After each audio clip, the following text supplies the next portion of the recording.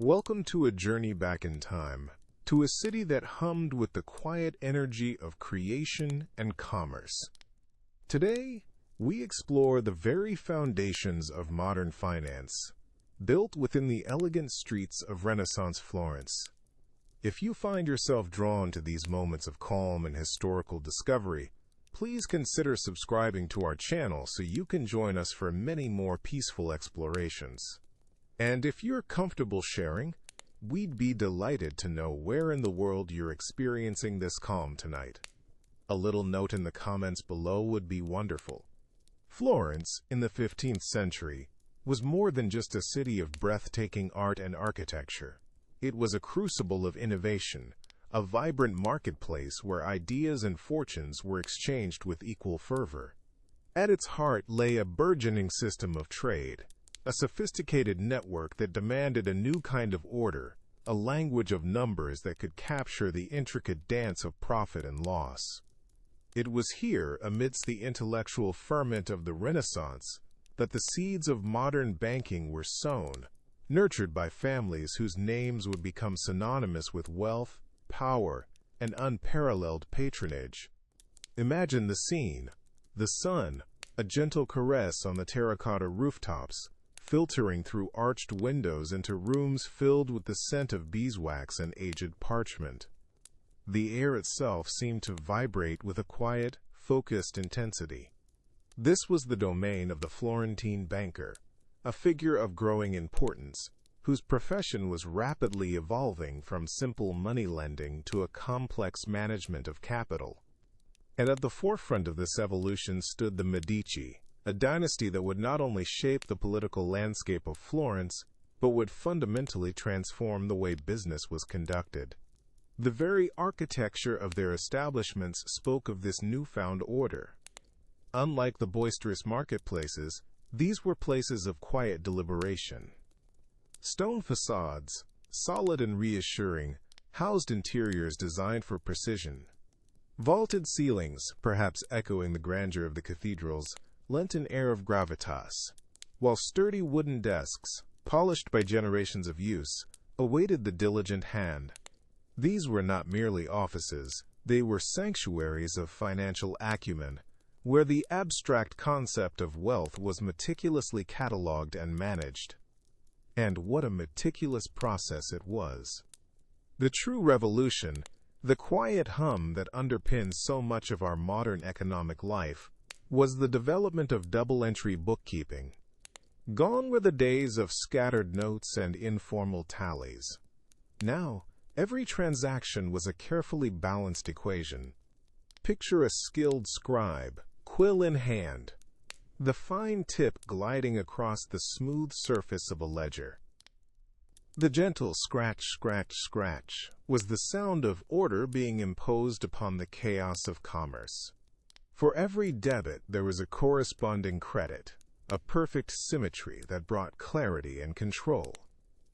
This system, so elegantly simple in its principle, was a profound leap forward. It allowed for an unprecedented understanding of a business's true financial health. Profit and loss became transparent, assets and liabilities clearly defined.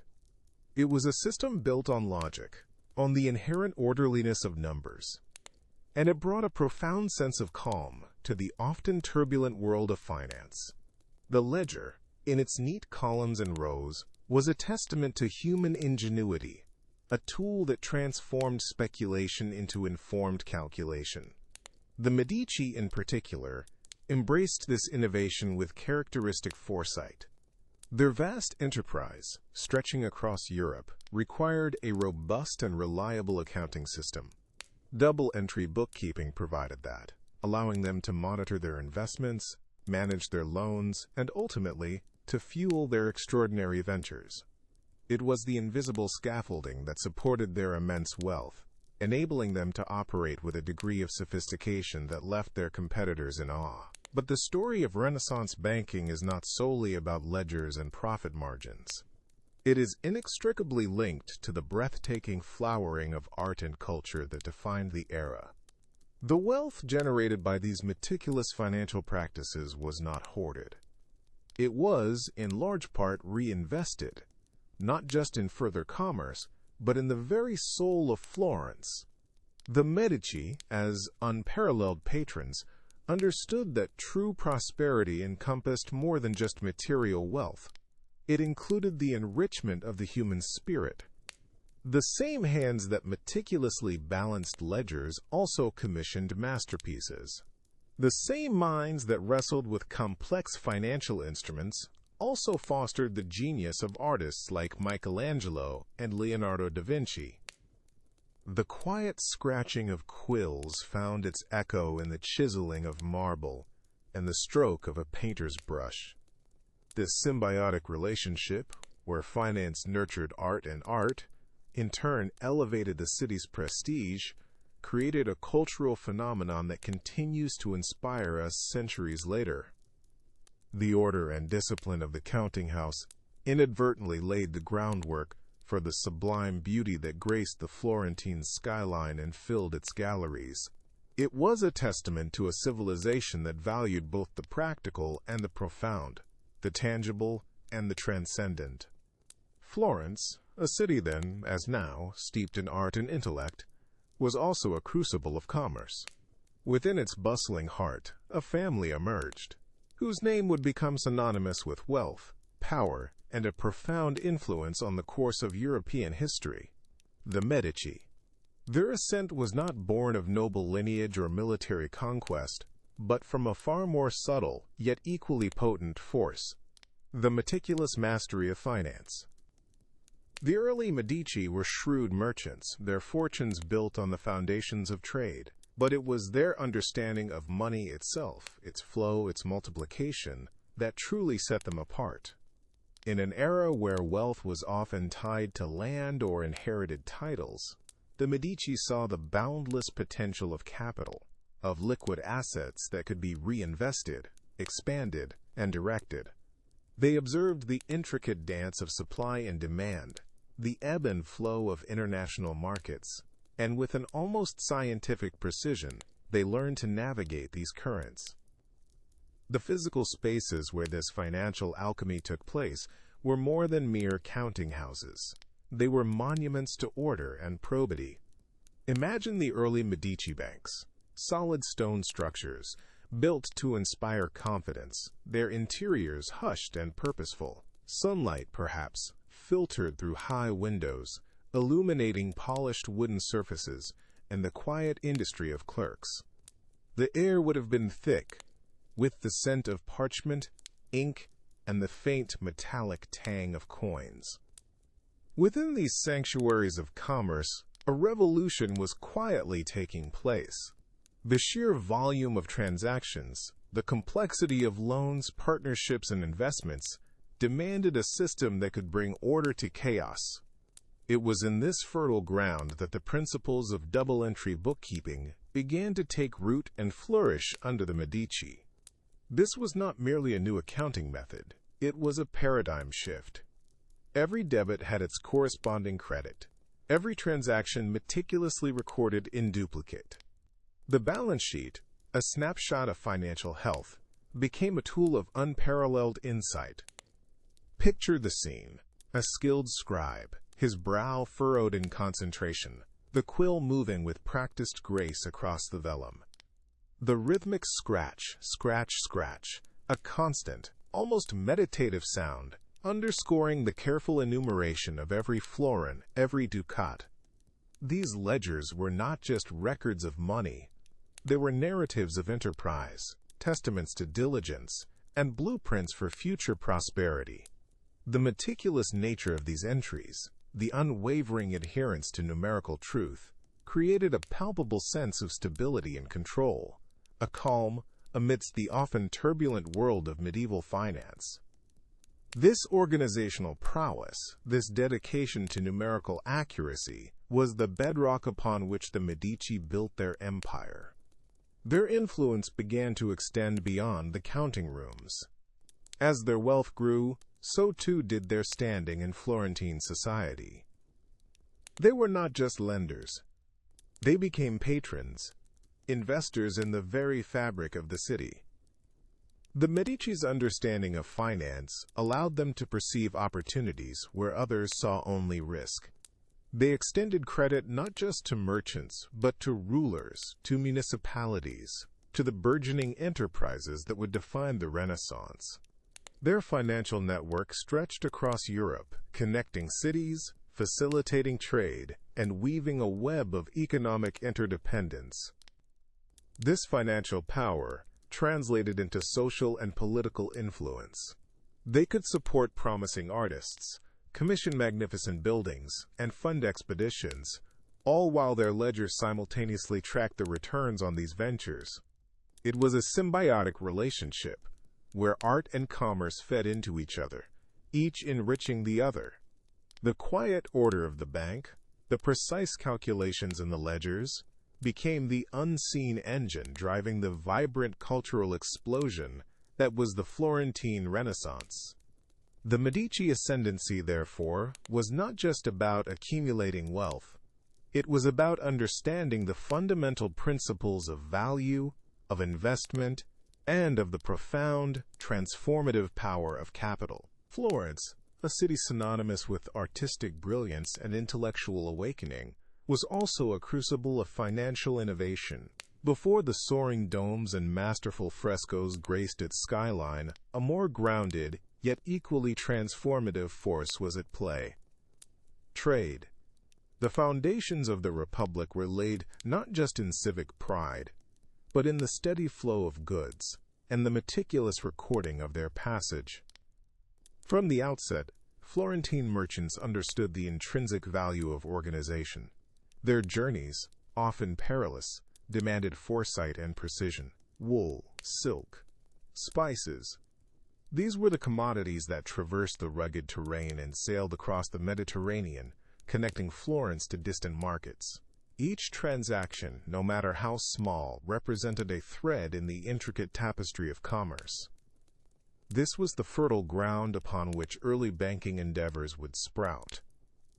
The accumulation of initial capital was a gradual, yet relentless process. It was born from the careful husbandry of resources, the shrewd negotiation of prices, and the reinvestment of profits. This was not the ostentatious display of wealth, but rather a quiet, methodical building. The merchants, many of whom would later evolve into the great banking families, understood that true prosperity lay in the steady accretion of assets, managed with diligence and foresight. Within this burgeoning economic landscape, the concept of credit began to take shape. Loans were extended, often based on personal reputation and the tangible value of goods. The act of lending, however, required a system of accountability, a way to track obligations and ensure repayment. This necessity, born from the very act of commerce, would lead to profound changes in how financial dealings were conducted. The quiet scratching of quills on parchment became the soundtrack to this evolving financial world. Ledgers, once rudimentary lists, began to transform into sophisticated instruments of control. Numbers, meticulously inscribed, represented not just quantities of coin, but promises, obligations, and the potential for future growth. This was a world of order, where every entry held meaning and every balance told a story of diligent management. The architecture of these early banking houses mirrored this growing sense of order and gravitas. Solid stone structures, often integrated into the merchant's own residences, conveyed an aura of stability and trustworthiness. Within these walls, the serious business of finance unfolded, a stark contrast to the vibrant piazzas outside. Here, in hushed rooms, deals were struck, accounts were settled, and the future of Florentine enterprise was shaped, not with grand pronouncements, but with the quiet rustle of paper and the careful ticking of time. The advent of the double-entry bookkeeping system, a revolutionary innovation, further cemented this sense of precision and control. Each transaction was now recorded in two distinct places, creating a perfect equilibrium. For every debit, there was a corresponding credit.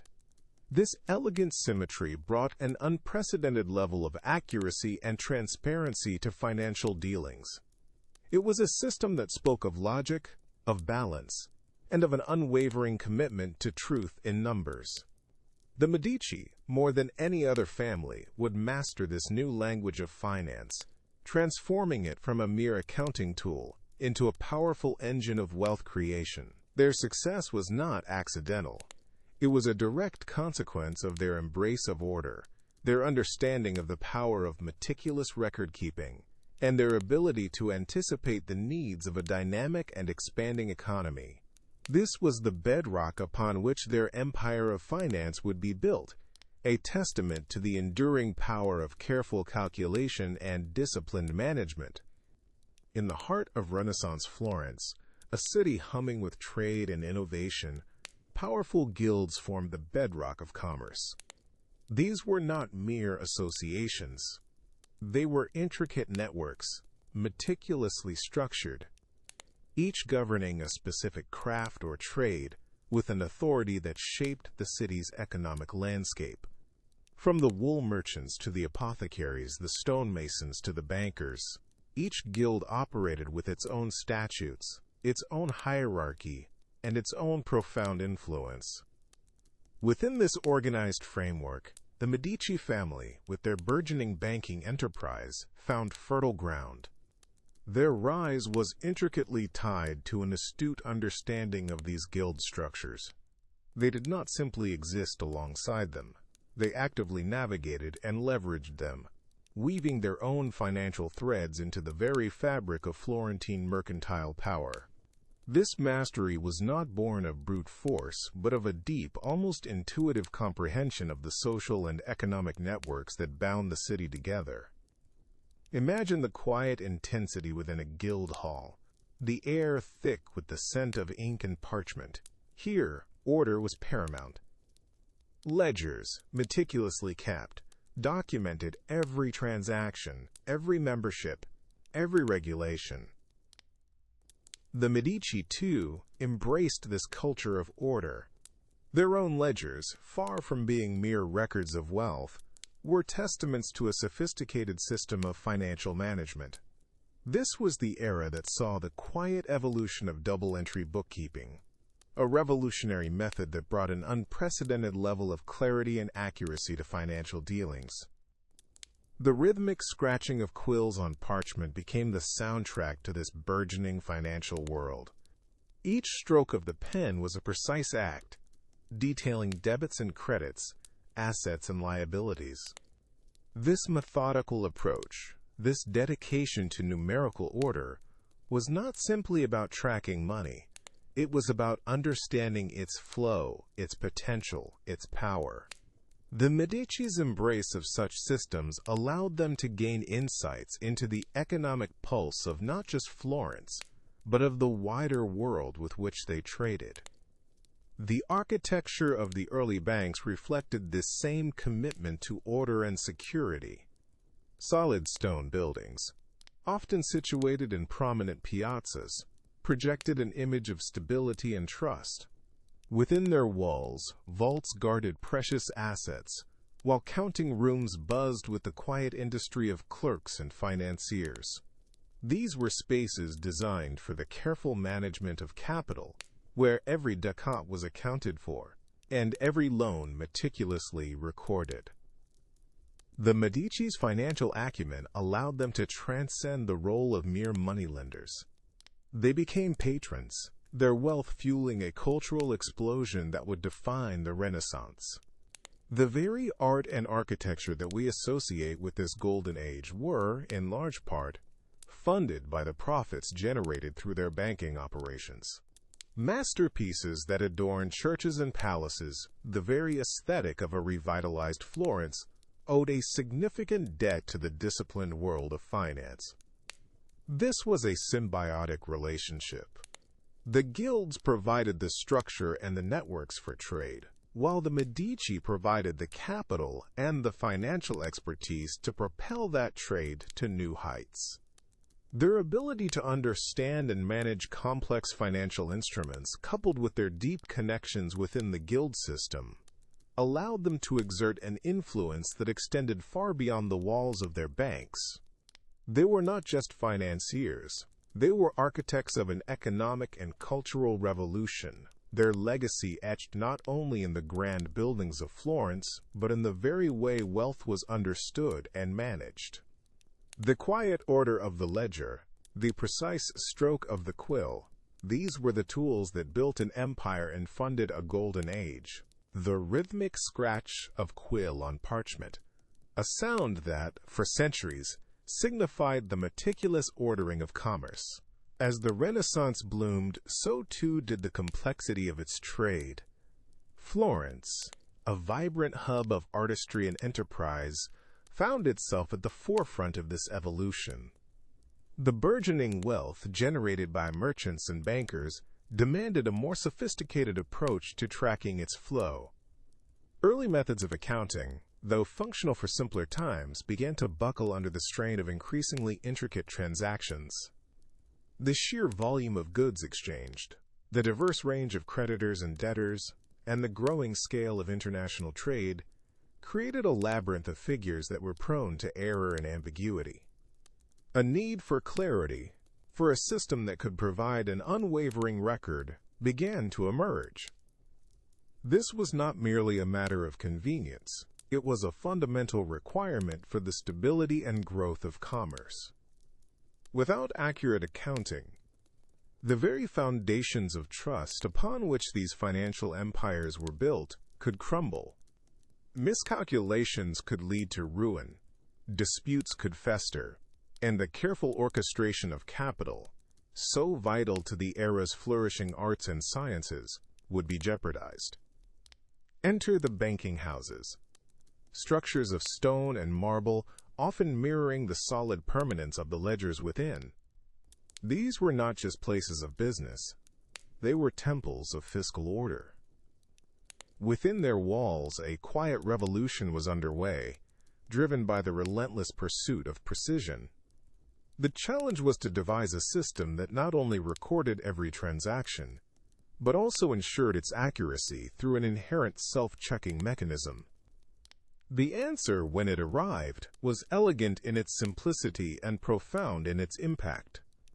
The concept of double-entry bookkeeping began to take root, a departure from the single, often incomplete, records of the past.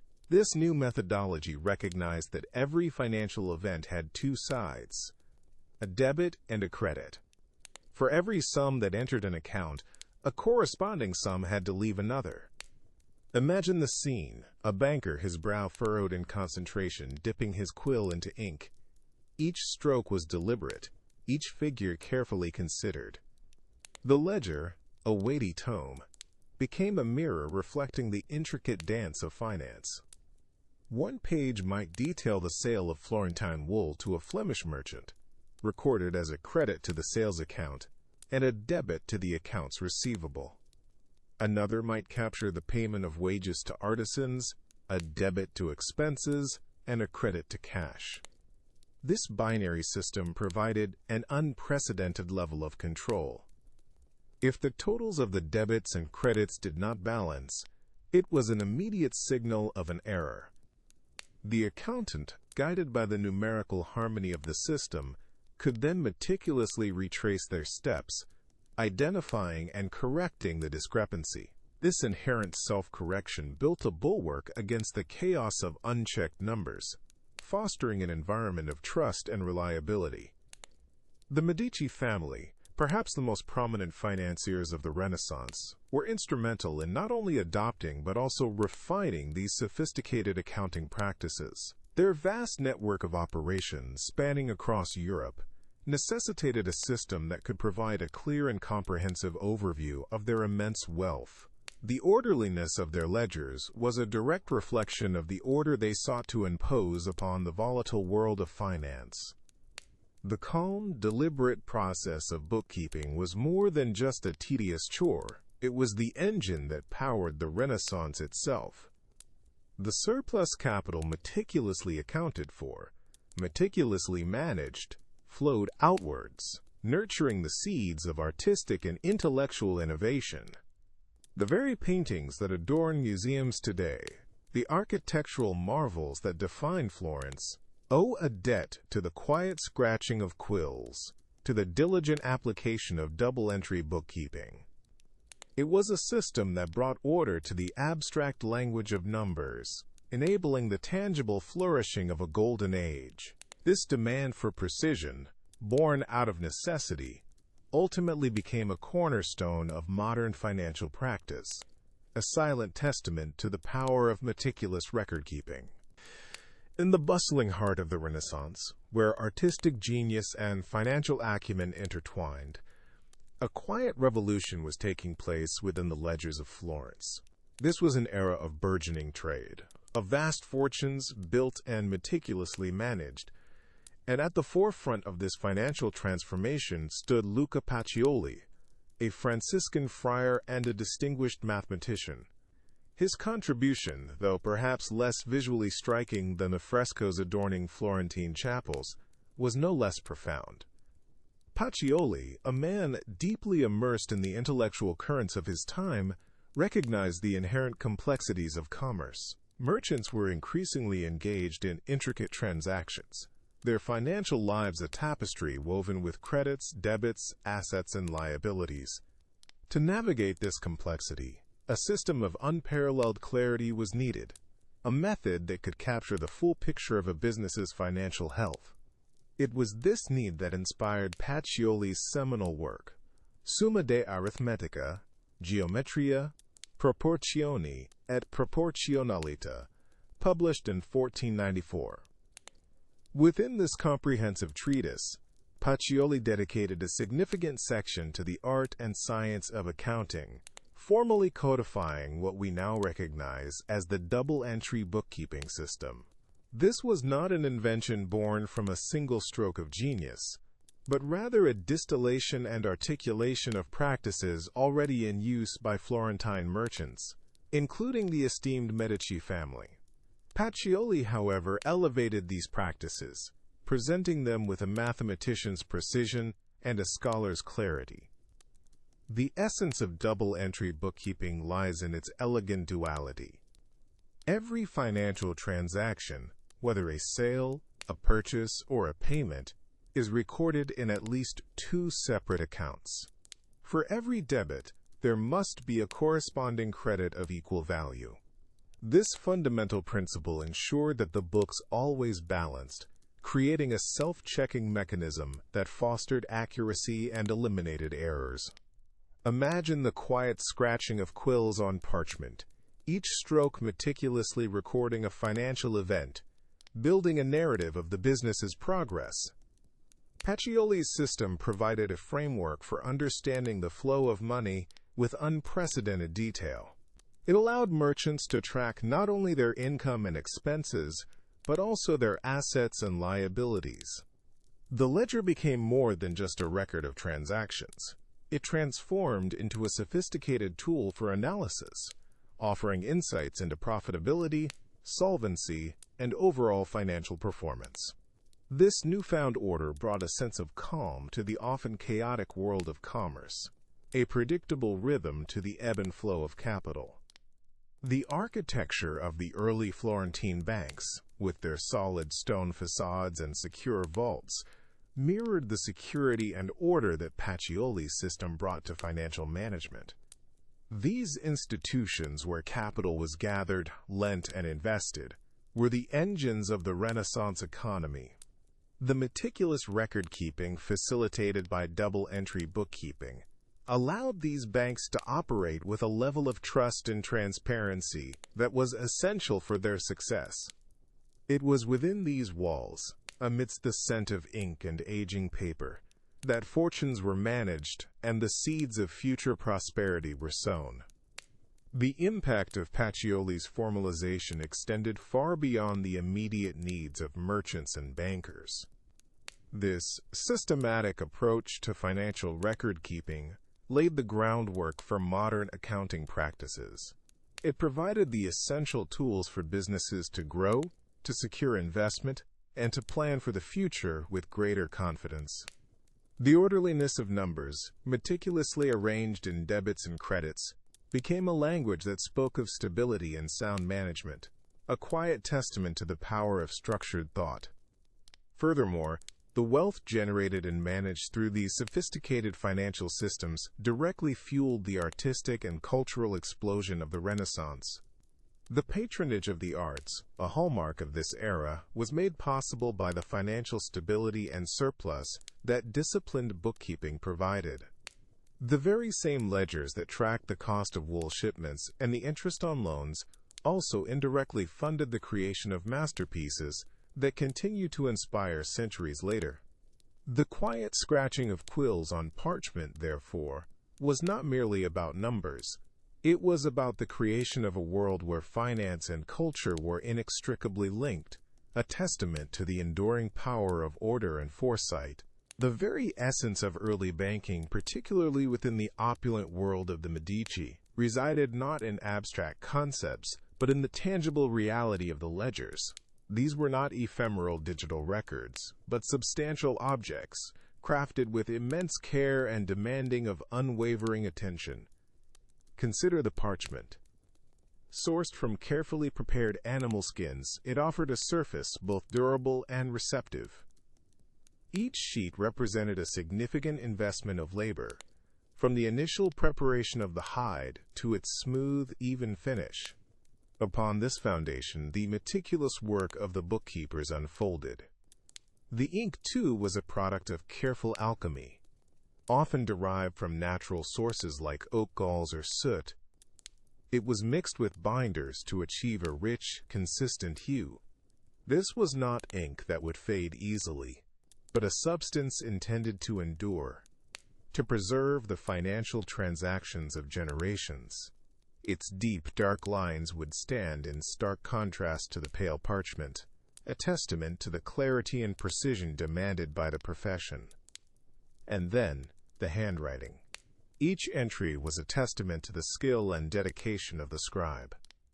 In an era before mechanical reproduction, the human hand was the instrument of recording. The script was often elegant, a flowing calligraphy that spoke of discipline and training. Yet, beneath the aesthetic beauty lay a profound orderliness. Numbers, dates, names, all arranged with an almost architectural precision. The uniformity of the strokes, the consistent spacing, the careful alignment of figures, these were not mere stylistic choices. They were the very embodiment of the system being built, a system that prioritized accuracy above all else. The act of writing itself was a slow, deliberate process. The gentle scratching of a quill pen across the parchment was the soundtrack to financial life. Each word, each number, was committed to the page with a weight of responsibility. There was no room for hasty errors, no easy way to correct a significant mistake without leaving a visible scar. This physicality of the record-keeping fostered a deep sense of accountability. The ledgers were not just books of accounts. They were physical manifestations of trust, of wealth, and of the intricate web of commerce that bound Florence together. The sheer volume of these ledgers, often bound in robust leather and weighing considerably, speaks volumes about the scale of the Medici enterprises. Imagine rows upon rows of these substantial tomes, stacked in cool, stone-lined rooms. Each one contained a universe of financial data, meticulously compiled and cross-referenced. This was not a task for the faint of heart, nor for the easily distracted. It required a profound commitment to order, a dedication to detail that bordered on the monastic. The bookkeepers, often highly educated individuals, were the silent architects of the Medici fortune, their unseen labor underpinning the family's vast influence and power. The quiet discipline of their work, the methodical recording of every florin, every debt, every profit, created a sense of calm, of unwavering control within the bustling, often chaotic world of Renaissance commerce. The very physicality of these records reinforced the solidity of the financial structures they represented, a tangible anchor in a rapidly changing world. The dawn of the Renaissance in Florence was a period of profound intellectual and artistic flourishing. But beneath the surface of breathtaking frescoes and soaring cathedrals lay a sophisticated engine of commerce. At the heart of this economic revolution were the Medici, a family whose name became synonymous with banking, power, and patronage. Their success was not merely a matter of shrewd dealings. It was built upon a foundation of meticulous financial management, a system so elegant in its simplicity and so powerful in its implications that it transformed the very nature of commerce. Central to this transformation was the development of double-entry bookkeeping. Before this innovation, accounting was often a chaotic affair, a collection of disparate records that offered a fragmented view of financial health. The Medici, however, embraced a new paradigm, one that introduced a profound sense of order and balance to the world of finance. This system, though seemingly arcane to the uninitiated, was a masterpiece of logical construction. Imagine the scene: a dimly lit counting house, the air thick with the scent of ink and well-worn parchment. A skilled bookkeeper, quill in hand, meticulously records each transaction. But this was no mere listing of sums. Each entry was a carefully balanced equation, a testament to the fundamental principle of duality. For every debit, there was a corresponding credit. For every outflow of funds, an equal and opposite inflow was acknowledged. This was the essence of double-entry bookkeeping. Consider a simple transaction: the Medici Bank extending a loan to a merchant. In the ledger, this would be recorded in two places. The loan itself, representing an asset for the bank, would be debited. Simultaneously, the merchant's account, signifying their liability, would be credited. It was a system that ensured that the books always, without fail, balanced. This was not merely an accounting trick, it was a profound insight into the interconnectedness of financial activity. This elegant symmetry brought an unprecedented level of control. Errors, which in earlier systems could easily go unnoticed, were now immediately apparent. If the debits did not precisely match the credits, the books would not balance, signaling an issue that demanded immediate investigation. This inherent self-correcting mechanism provided a level of accuracy and reliability that was revolutionary. It allowed the Medici to track the flow of capital with remarkable precision, understanding not only how much money they had, but also where it came from, where it went, and why. The ledgers themselves became more than just record books. They were architectural marvels of organization.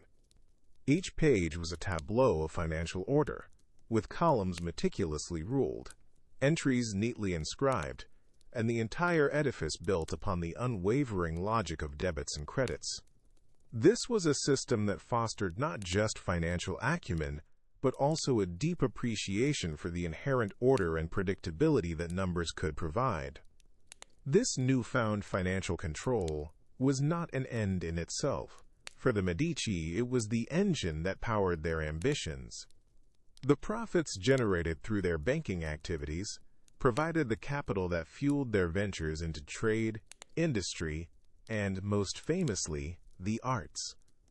The same meticulous bookkeeping that tracked every florin in a loan also enabled the vast sums required to commission masterpieces from artists like Michelangelo and Botticelli.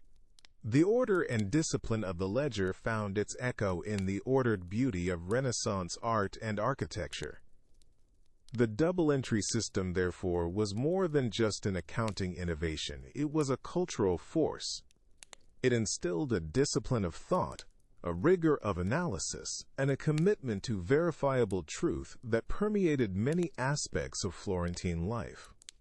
The quiet scratching of quills on parchment, recording the ebb and flow of commerce, was the soundtrack to an era of unprecedented prosperity and creativity, a testament to the enduring power of a system built on the simple yet profound principle of balance. The legacy of the Medici's financial innovations can still be felt today, a subtle but constant reminder of how order and numbers can shape the world. The Medici Bank, a name synonymous with Florentine prosperity, did not confine its ambitions to the Arno's banks. Its reach extended far beyond the city walls, a meticulously woven tapestry of financial influence spreading across the European continent. This was not a haphazard expansion, but a calculated strategy, each new branch a carefully placed pawn on the grand chessboard of international commerce. From Florence, the heart of their operations, emissaries and trusted partners fanned out, establishing outposts in the most vital hubs of trade and finance. Bruges, a bustling Flemish port city, became one of the earliest and most crucial nodes. Here, where goods flowed from the Baltic to the Mediterranean, the Medici's presence was indispensable. Their ledgers in Bruges mirrored those in Florence, meticulously recording every transaction, every loan, every exchange rate, with unwavering precision. The rhythmic scratch of quills on parchment, the rustle of paper, the quiet murmur of counting. These were the sounds of an empire being built, not with swords, but with sums. London, too, beckoned. The burgeoning English wool trade, a vital commodity for Florentine textile manufacturers, demanded a direct Medici presence.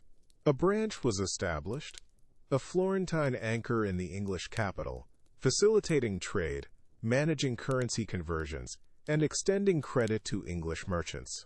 This allowed the Medici to bypass intermediaries, to control the flow of capital directly, and to gain an intimate understanding of the economic pulse of each region. Paris, the elegant capital of France, represented another significant expansion. Here, the Medici's financial acumen met the needs of the French monarchy and its increasingly sophisticated court. Loans were extended, royal finances were managed, and the bank became instrumental in facilitating the complex financial dealings of the French crown. The architecture of these foreign branches, while perhaps less grand than their Florentine headquarters, still exuded an air of quiet competence. Solid stone, sturdy wooden desks, and well-lit counting rooms conveyed stability and reliability, essential qualities in the volatile world of finance. Venice, a republic built on maritime trade and a formidable rival to Florence, was another strategic location. Despite the inherent competition, the Medici understood the necessity of a presence in this Adriatic powerhouse. Their Venetian branch facilitated trade with the East, managed shipping finance, and provided a vital link in their pan-European network. Each branch operated with a degree of autonomy, guided by the overarching principles of Medici banking, yet responsive to the unique economic conditions of its locale. This intricate network was more than just a series of offices. It was a sophisticated information-gathering system. News of political shifts, trade opportunities, and emerging markets flowed back to Florence, consolidating the Medici's knowledge and allowing them to anticipate trends and mitigate risks.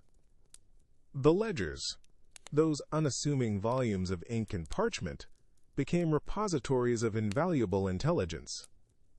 They chronicled not just the movement of Florence, but the very heartbeat of European commerce. The amplification of influence and capital was a direct consequence of this international reach. By diversifying their operations, the Medici mitigated the risks associated with any single market. A downturn in one city could be offset by prosperity in another. This resilience, coupled with their unparalleled access to capital, allowed them to undertake ventures of unprecedented scale. From financing vast trading expeditions to funding ambitious architectural projects. The Medici Bank, through its deliberate and methodical branching out, had become a truly European entity, its financial tendrils reaching into the very fabric of the continent's economic life, a testament to the power of organized numbers and a cultivated understanding of global exchange. The Medici, a family whose name became synonymous with Renaissance Florence, were not merely patrons of the arts. They were architects of a financial empire. To manage such a vast and intricate network of banking houses spread across Europe, from Florence to London, required a level of sophistication that laid the groundwork for modern global enterprise. Their success hinged on the meticulous organization and control of information, a testament to their innovative approach to management. At the heart of this organizational prowess was a revolutionary accounting system, double-entry bookkeeping. Before this innovation, financial record-keeping was often a fragmented and inconsistent affair. The Medici, however, embraced a method that brought order and clarity to their complex transactions. Each financial event was recorded twice, once as a debit and once as a credit, creating a balanced and verifiable system. This dual recording ensured that every inflow of capital had a corresponding outflow, and vice versa, providing an immediate check against errors and fraud. The quiet scratching of quills on parchment, meticulously detailing every florin, every loan, every exchange, formed the silent symphony of their financial dominion. Imagine the bustling counting houses, the air thick with the scent of ink and parchment. Here, skilled accountants, trained in the new methods, worked with an almost monastic dedication. Their ledgers were not mere books of accounts. They were intricate tapestries of financial activity, woven with precision and foresight. The architecture of these early banks, often housed in imposing palazzi, reflected the gravity and trustworthiness the Medici sought to project. Solid stone, high ceilings, and secure vaults spoke of stability and permanence, essential qualities for an institution entrusted with vast sums of money. Effective communication was paramount in maintaining cohesion across such a geographically dispersed enterprise. The Medici employed a robust system of correspondence, with detailed letters and reports flowing between their branches. These missives carried not just financial data, but also strategic directives, market intelligence, and updates on political and economic conditions. The speed and reliability of this communication network, though reliant on the slow pace of messengers and ships, were crucial for timely decision-making and for adapting to the ever-shifting currents of international trade. Standardized practices were rigorously enforced. From the valuation of currencies to the terms of loans, a uniform approach ensured consistency and facilitated the consolidation of accounts. This standardization minimized ambiguity and allowed for a clear overview of the entire enterprise's financial health. The wealth generated through these sophisticated financial operations was not merely hoarded. The Medici understood the power of investment, not just in commerce, but in culture. Their patronage of the arts, unparalleled in its scope and impact, was intrinsically linked to their financial acumen. The very system that allowed them to manage intricate banking operations also provided the surplus capital to commission magnificent artworks, fund groundbreaking scientific research, and support the flourishing of literature and philosophy. This symbiotic relationship between finance and culture was a hallmark of the Renaissance, and the Medici were its foremost exemplars. The orderliness of their ledgers, the precision of their calculations, and the clarity of their communication created a system of remarkable resilience and efficiency. It was a testament to the power of organized thought and disciplined execution, principles that continue to underpin the management of global enterprises to this day. The Medici's financial innovations, born out of necessity and nurtured by intellect, left an indelible mark on the history of commerce and laid the foundation for the complex financial world of today. Their legacy is a quiet reminder that behind every great work of art, behind every grand architectural marvel, lies often the unseen, yet equally vital, structure of meticulous financial management. Before the grand edifices of modern finance, before the hum of computers and the swift exchange of digital currency, banking found its origins in spaces designed to evoke a profound sense of trust and permanence. In Renaissance Florence, the burgeoning banking houses of families like the Medici were not merely places of transaction. They were carefully crafted environments, where architecture and orderliness combined to project an image of unwavering stability. These early establishments often occupied ground floor spaces, their facades presenting a solid, unpretentious face to the bustling city. Yet within, a deliberate elegance began to take shape. The interiors were designed to be both functional and reassuring. Think of sturdy wooden counters, polished by generations of commerce, where transactions were meticulously recorded. The air would have been filled with a quiet industry, a symphony of focused activity. The heart of these operations lay in the ledgers. These were not simply books of accounts. They were testaments to meticulous organization, the physical embodiment of financial order. The double-entry bookkeeping system, a revolutionary innovation gaining traction in this era, demanded precision. Every debit had its corresponding credit, a balance struck with unwavering logic. The scratching of quills on parchment was the soundtrack to this careful dance of numbers, a continuous rhythmic testament to diligence. Imagine the scene. Clerks, often young men of keen intellect, hunched over their desks. Their robes, perhaps a deep, sober hue, added to the sense of gravitas. In their hands, quills, expertly cut, dipped into inkwells, leaving trails of precise figures and elegant script upon the paper. The light, filtering through tall, perhaps arched windows, would have illuminated this careful work, casting long shadows that seemed to emphasize the weight and importance of each entry. The architecture itself played a crucial role in this projection of stability. Solid stone walls, often with high ceilings, lent a sense of permanence. The layout was designed for efficiency and security, with clearly defined areas for different aspects of the business. There might have been a more public-facing area for clients, where interactions were conducted with decorum, and a more private, inner sanctum where the core financial dealings took place. The very materials used spoke of a commitment to enduring value. Rich, dark wood for furniture and paneling, cool, smooth stone for floors and walls, all contributed to an atmosphere of quiet strength. There was an inherent beauty in this orderliness, a visual representation of the controlled and predictable nature of sound finance. The absence of ostentatious decoration was not a sign of poverty, but rather a deliberate choice to emphasize substance over superficiality. The true richness lay in the accuracy of the accounts, the integrity of the transactions, and the palpable sense of security that permeated the space.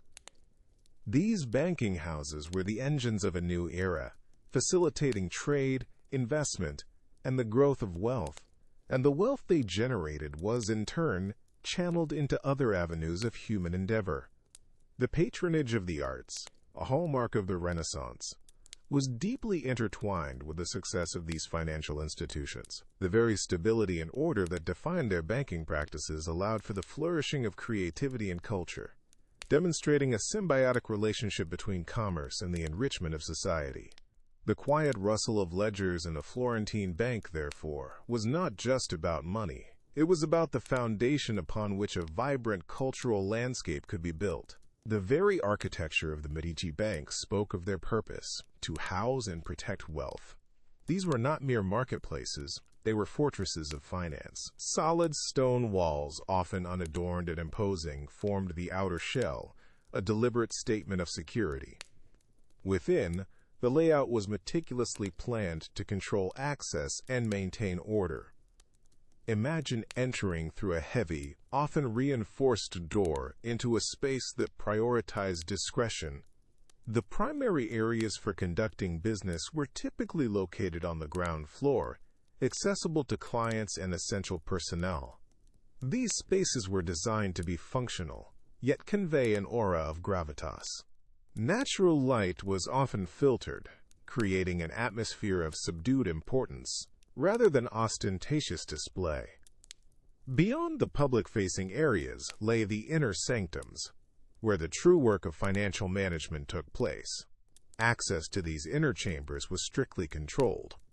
Guarded by trusted employees, these rooms held the ledgers, the contracts, and the precious metals that represented the family's fortune.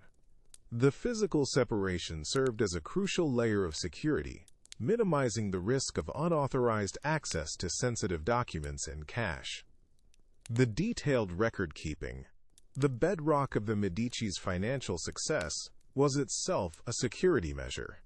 The invention and widespread adoption of double-entry bookkeeping transformed the way transactions were managed. Each entry, meticulously recorded by skilled scribes, was cross-referenced, creating an intricate web of accountability. This systematic approach made it exceedingly difficult to falsify records or embezzle funds without leaving a discernible trace. The quiet scratching of quills on parchment, a constant hum within the bank's walls, was the sound of financial integrity being meticulously constructed. Consider the physical act of recording. A debit in one account was mirrored by a credit in another, a precise balancing act. This adherence to numerical order provided a powerful internal control. Any anomaly, any discrepancy would immediately stand out against the backdrop of this rigorous orderliness. The ledgers themselves were substantial tomes, bound in leather, their pages filled with neat, consistent script. They were not merely books of accounts.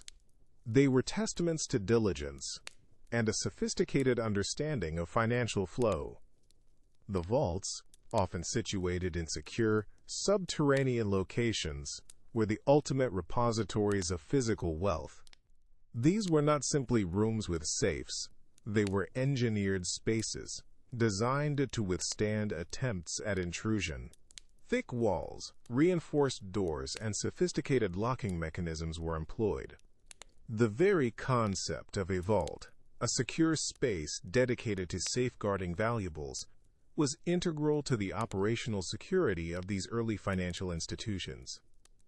Furthermore, the security extended beyond the physical. Protocols and procedures were paramount. Trust was a currency in itself, and the Medici cultivated a network of loyal employees who understood the critical importance of discretion. Information was compartmentalized, with individuals only privy to the details necessary for their specific roles. This prevented a single breach from compromising the entire operation. The secrecy surrounding specific deals, client relationships, and the family's overall financial standing was a deliberate strategy, safeguarding their competitive advantage and protecting them from potential adversaries. The very act of banking in this era was an exercise in trust and security.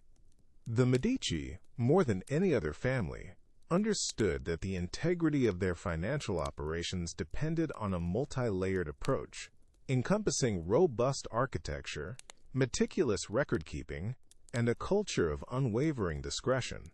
The orderliness of their numbers, the precision of their ledgers, and the solidity of their buildings all contributed to a profound sense of security, a calm assurance that their wealth was not only managed, but also vigilantly protected. This foundation of security and secrecy allowed the Medici to not only amass a fortune, but to wield it with unprecedented influence, shaping the very landscape of Renaissance Europe. The hum of commerce in Renaissance Florence was a symphony of ticking clocks and rustling parchment, a testament to an era where finance and culture intertwined. At the heart of this vibrant exchange stood the Medici, a family whose name became synonymous with both banking prowess and unparalleled artistic patronage. Their story is one of meticulous organization, a quiet dedication to order that extended from the ledgers of their burgeoning empire to the very foundations of Florentine society. Imagine the scene within the austere walls of a Medici bank, sunlight filtering through high, arched windows, illuminating rows of sturdy wooden desks. The air, thick with the scent of ink and aged paper, was punctuated by the gentle, rhythmic scratch of quills. Here, skilled clerks, their brows furrowed in concentration, meticulously recorded every transaction.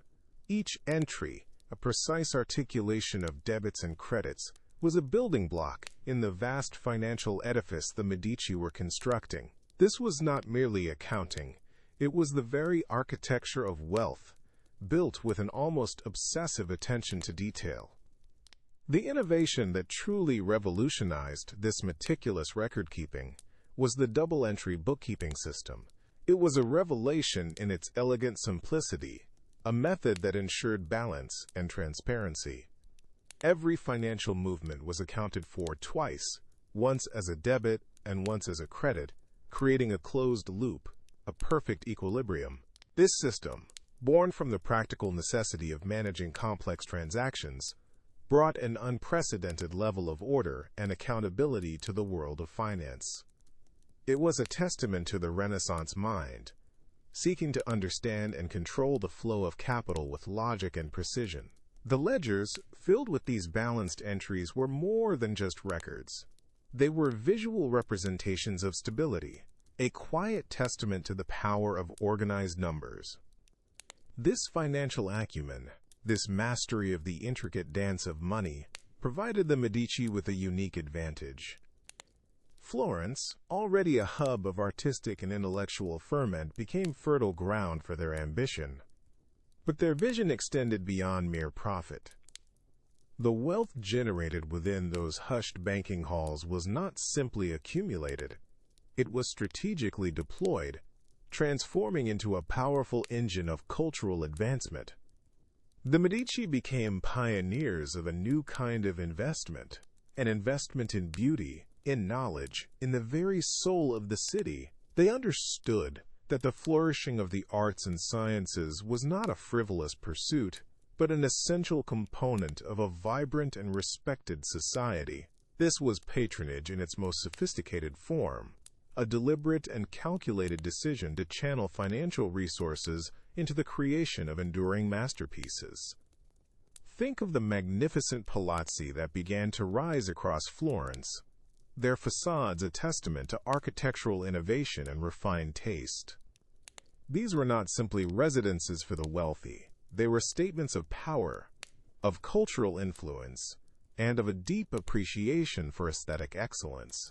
The stones themselves seemed to whisper tales of the financial transactions that had funded their construction, the quiet scratch of the quill echoing in the grandeur of the marble halls. This patronage extended to the workshops of painters, sculptors, and architects.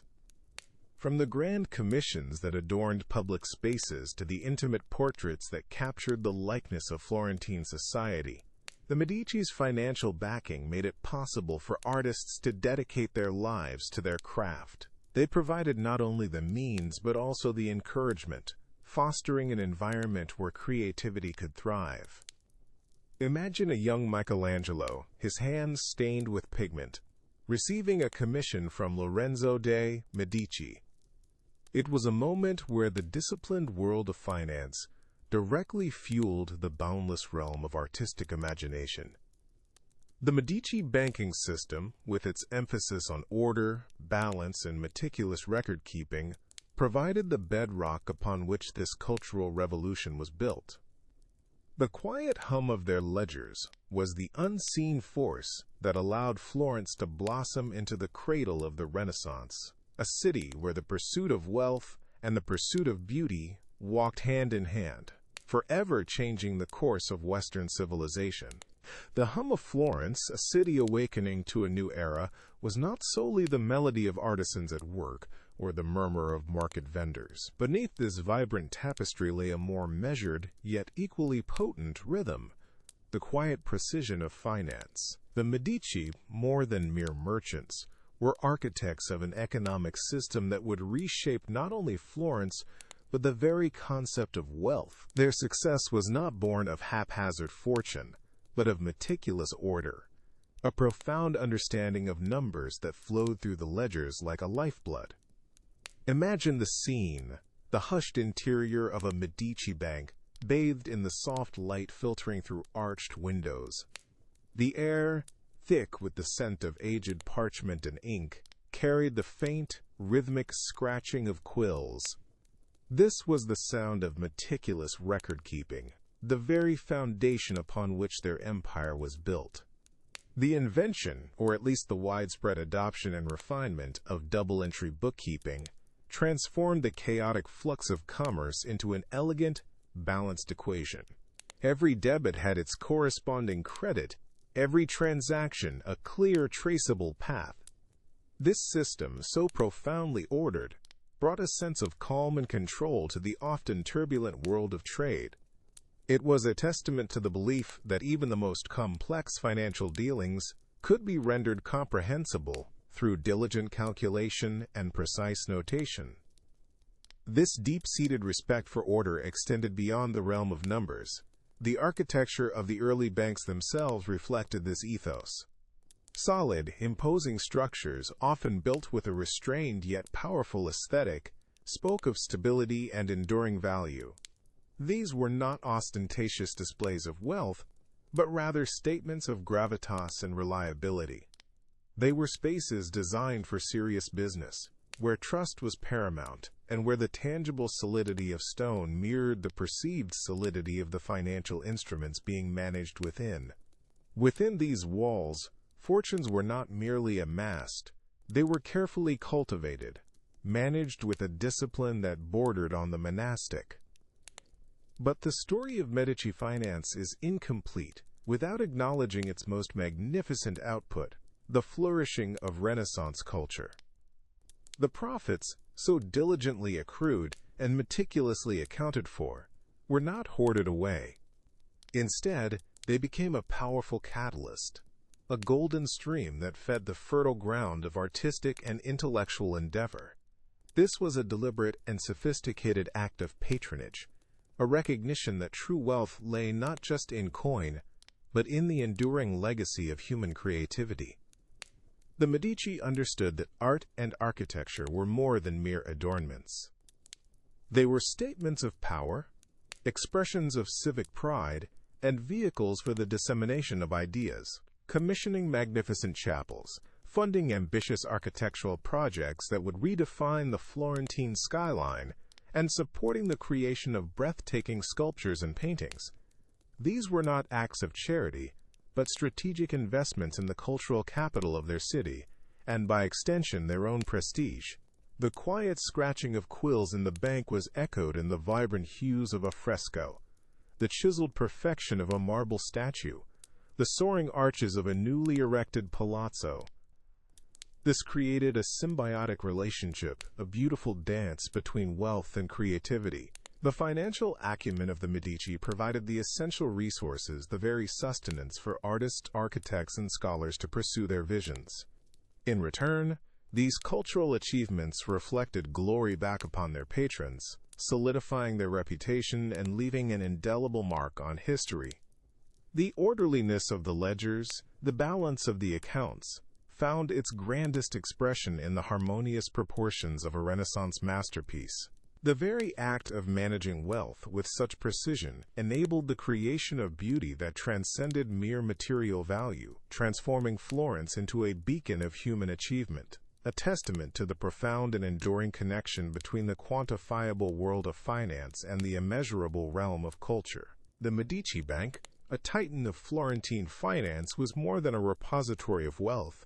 It was a crucible for creation. Their ledger books, meticulously kept, not only tracked florins and ducats but also the burgeoning seeds of artistic and architectural marvels. The quiet scratching of quills on parchment, a rhythmic symphony of commerce, was the backdrop against which the Renaissance unfurled. This was not a haphazard outpouring of generosity, but a deliberate, calculated investment, mirroring the order and precision found within their banking halls. Consider the Uffizi Palace, a testament to this strategic patronage. Originally conceived by Giorgio Vasari in the mid-16th century, it was intended to house the Florentine administrative offices, the magistrates. Yet its very design, with its grand arcades and imposing scale, spoke of more than mere bureaucracy. It was a statement of power, of stability, and implicitly, of the wealth that underpinned such an endeavor. The Medici's financial acumen, honed through generations of banking practice, extended to the realm of urban planning and monumental architecture. Each stone laid, each arch constructed, was a tangible outcome of the complex financial systems they had mastered. The patronage extended beyond civic structures to embrace the very soul of the city. Florence, under the Medici's influence, became an unparalleled canvas. The Duomo, with Brunelleschi's revolutionary dome, a feat of engineering that redefined architectural possibility, was a project deeply intertwined with the city's economic health, and, by extension, with the Medici's prosperity. While not exclusively funded by them, their financial clout and influence were undeniably instrumental in bringing such ambitious undertakings to fruition. The sheer scale of these projects required vast sums, managed and channeled through the very banking mechanisms the Medici had so expertly developed. Their commissions were not confined to grand public works. The family's private chapels, their palaces, and the churches they endowed were adorned with masterpieces that continue to inspire awe. The Medici Chapel itself, a breathtaking example of Renaissance funerary architecture, houses sculptures by Michelangelo, a direct commission that speaks volumes about the family's discerning taste and their ability to secure the services of the era's greatest talents. This was a patronage driven by a sophisticated understanding of art's power to confer prestige and legacy, a long-term investment in their own immortalization. The Medici's support for artists like Botticelli, Leonardo da Vinci, and Michelangelo was not simply about acquiring beautiful objects. It was about fostering an environment where artistic genius could flourish, an environment made possible by their financial stability and their willingness to direct capital towards creative pursuits. The systematic nature of their patronage is evident in the sheer volume and quality of works produced under their auspices. Their ledgers, if one could read them with an artistic eye, would reveal not just monetary transactions, but the funding of pigments, marble, and the very time and labor of masters. The impact of this financial support on the artistic landscape of the Renaissance cannot be overstated. It provided the economic foundation upon which artistic innovation and unparalleled creative output were built. The Medici Bank, with its sophisticated accounting practices and its vast network of influence, acted as a vital engine, channeling resources not just for trade and commerce, but for the advancement of culture and the creation of enduring beauty. The orderliness of their financial dealings, the quiet discipline of their ledgers, directly enabled the vibrant, often tumultuous but ultimately magnificent explosion of Renaissance art and architecture that transformed Florence and the world. These were not simply transactions, they were investments in immortality, meticulously accounted for and profoundly realized. The Medici family, a name synonymous with Florentine power and Renaissance splendor, built an empire not just on shrewd financial dealings, but on a profound understanding of how capital could cultivate culture. Their banking houses were more than mere conduits for wealth. They were meticulously organized engines of prosperity, each transaction a careful entry in a ledger, each balance sheet a testament to order. Within these hushed halls, where the scent of ink mingled with the faint aroma of beeswax candles, a revolutionary system was taking shape. The quiet scratching of quills on parchment became the soundtrack to innovation. It was here, amidst the meticulous recording of debits and credits, that the double-entry bookkeeping system found its mature form. This was not a sudden revelation, but an evolution, a refinement of existing practices that brought unprecedented clarity and control to complex financial operations. Each transaction was now viewed from two perspectives, an inherent balance that mirrored the very principles of economic stability the Medici sought to uphold. This meticulous accounting, a seemingly mundane process, was the bedrock upon which their vast enterprise was built, and it allowed for a level of insight into their holdings that was unparalleled. The architecture of these early banks reflected this commitment to order and gravitas. Solid stone facades, often with robustly barred windows, conveyed an image of impregnability and trust. Inside, functional spaces were designed for efficiency, with counting houses and offices arranged to facilitate the smooth flow of business. These were not ostentatious palaces designed for public display, but rather carefully considered environments where private wealth was managed with discreet precision. The ledgers, bound in leather and filled with elegant script, were the true treasures housed within these walls, each page a precise chronicle of Florence's economic pulse. But the Medici's vision extended far beyond the confines of their ledgers and banking halls. They recognized that true prosperity was not solely measured in florins and ducats, but in the flourishing of human intellect and creativity. Their immense wealth, meticulously amassed and managed through sophisticated financial systems, became a powerful engine for the patronage of the arts. This was not philanthropy in the modern sense, a detached act of generosity, but a deeply integrated strategy. By fostering relationships with the leading artists of the era, the Medici created a vibrant intellectual and creative hub, a fertile ground where artistic genius could blossom. These patronage networks were instrumental in artistic development. Artists like Botticelli, Michelangelo, and Leonardo da Vinci found not only financial support but also intellectual companionship and creative freedom under the Medici umbrella. The family commissioned works that adorned their palaces, public spaces, and churches, transforming Florence into an open-air gallery. The sublime frescoes, breathtaking sculptures, and masterful portraits that define the Renaissance were, in no small part, funded by the profits generated in the Medici banking houses. The Medici Circle became more than just a collection of artists. It was a crucible of ideas.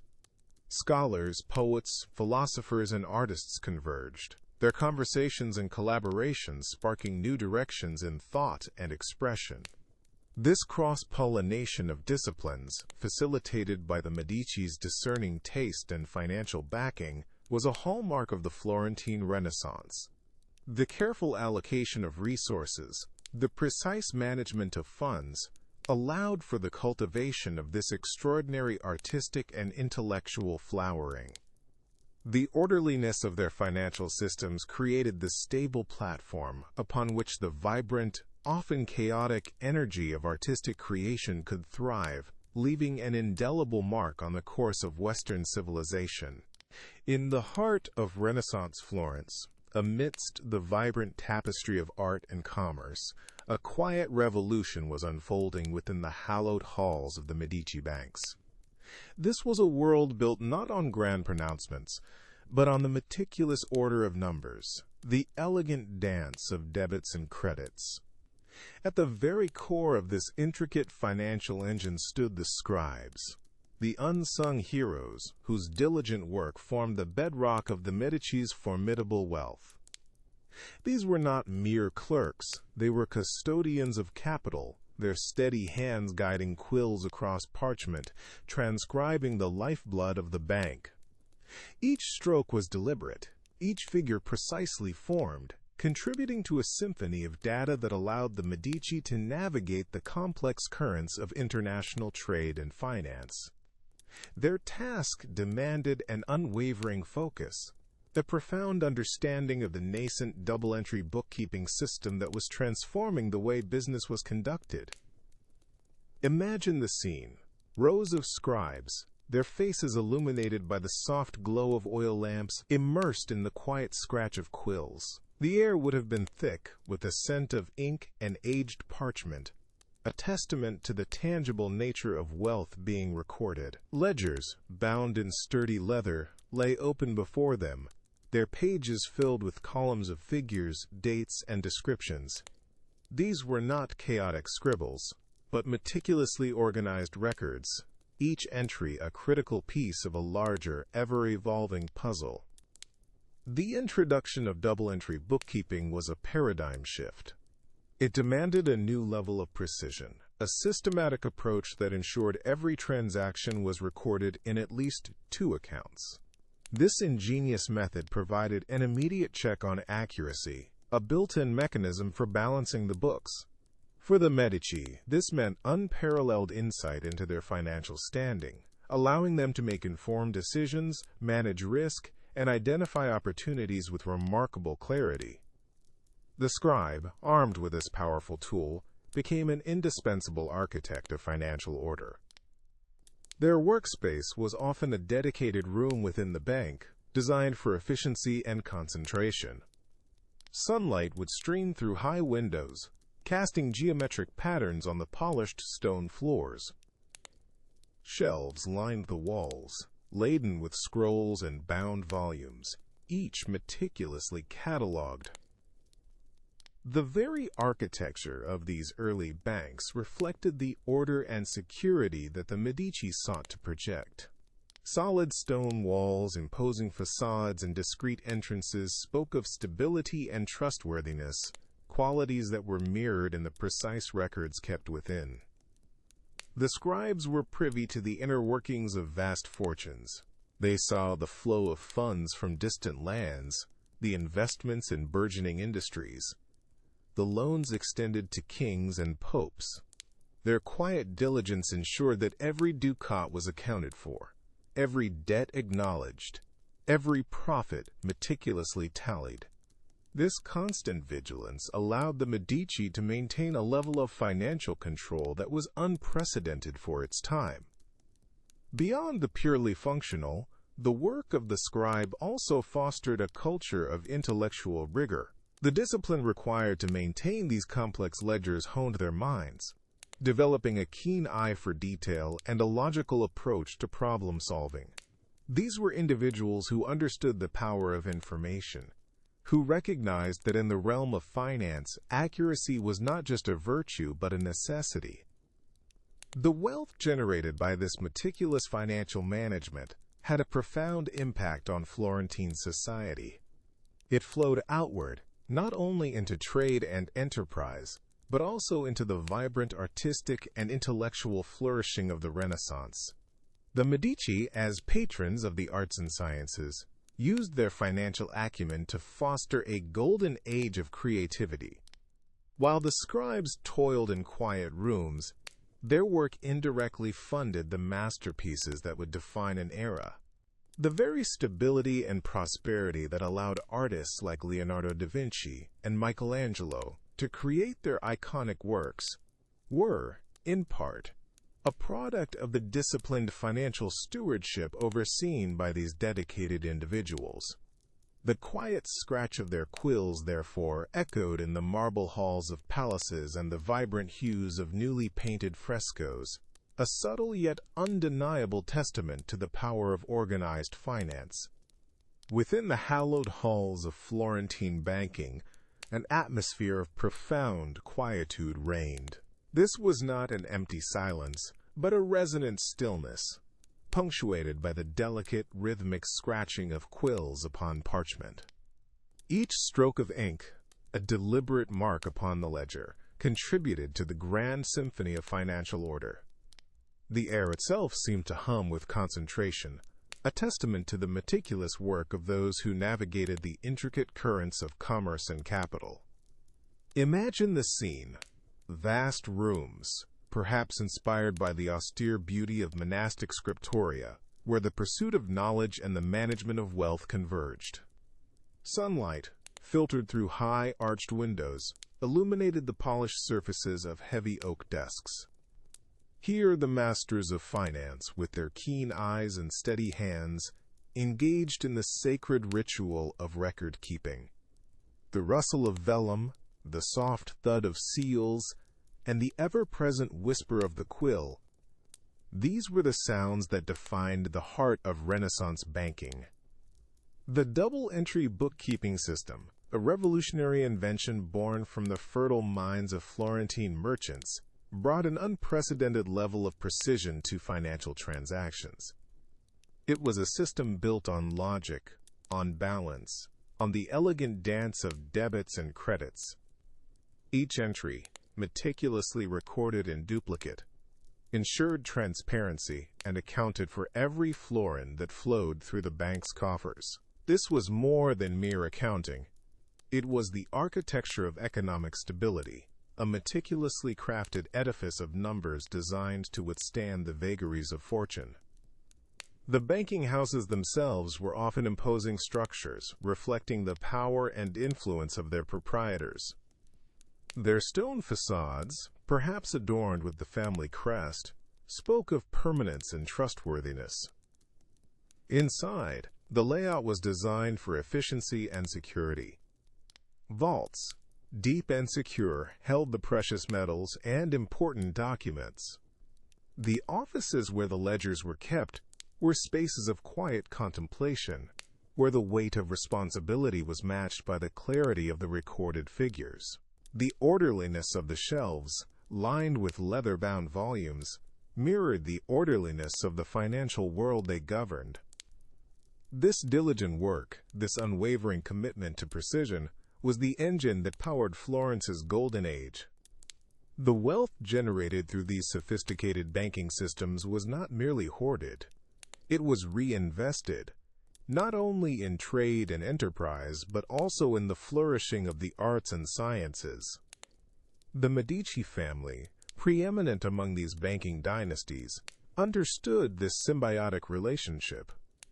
The very same hands that tallied sums and balanced accounts also commissioned masterpieces, nurtured artistic talent, and funded groundbreaking intellectual pursuits. The quiet scratching of the quill, therefore, was not just the sound of bookkeeping, it was the subtle overture to a cultural renaissance. It was the sound of order that allowed for creativity to blossom, the sound of fiscal responsibility that enabled monumental artistic achievements.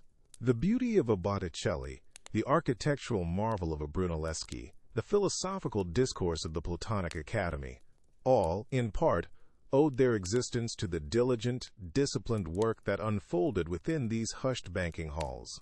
The ledgers, filled with rows of figures, were not just records of money, they were testaments to ambition, to foresight, and to the profound capacity of human ingenuity to build both economic prosperity and enduring cultural legacy. The precision of numbers, captured in the elegant script of the ledger, became the foundation upon which a new era of human achievement was built.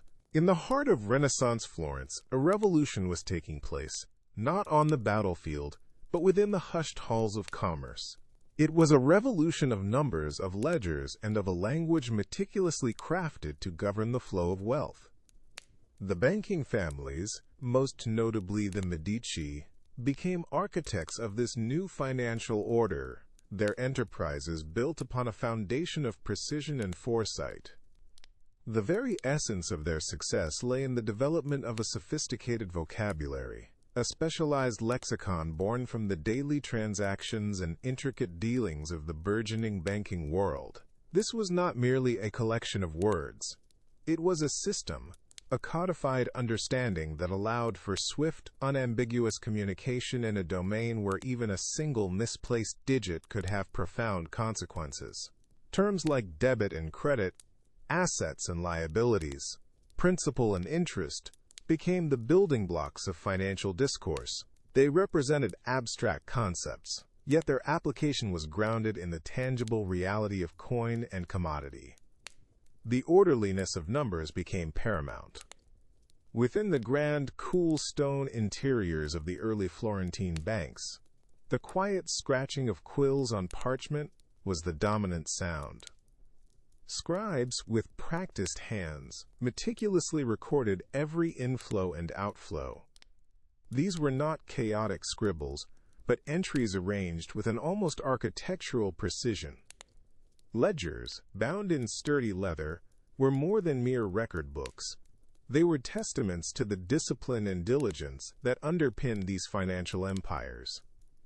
Within their pages, the ebb and flow of fortunes were charted, a silent narrative of economic activity. This was the era that gave birth to double-entry bookkeeping, a system of such elegant simplicity and profound efficacy that it remains the bedrock of modern accounting. Each transaction, meticulously logged, was recorded in at least 2 accounts. A payment received, for instance, would be a debit in one ledger and a credit in another, ensuring that the books always balanced.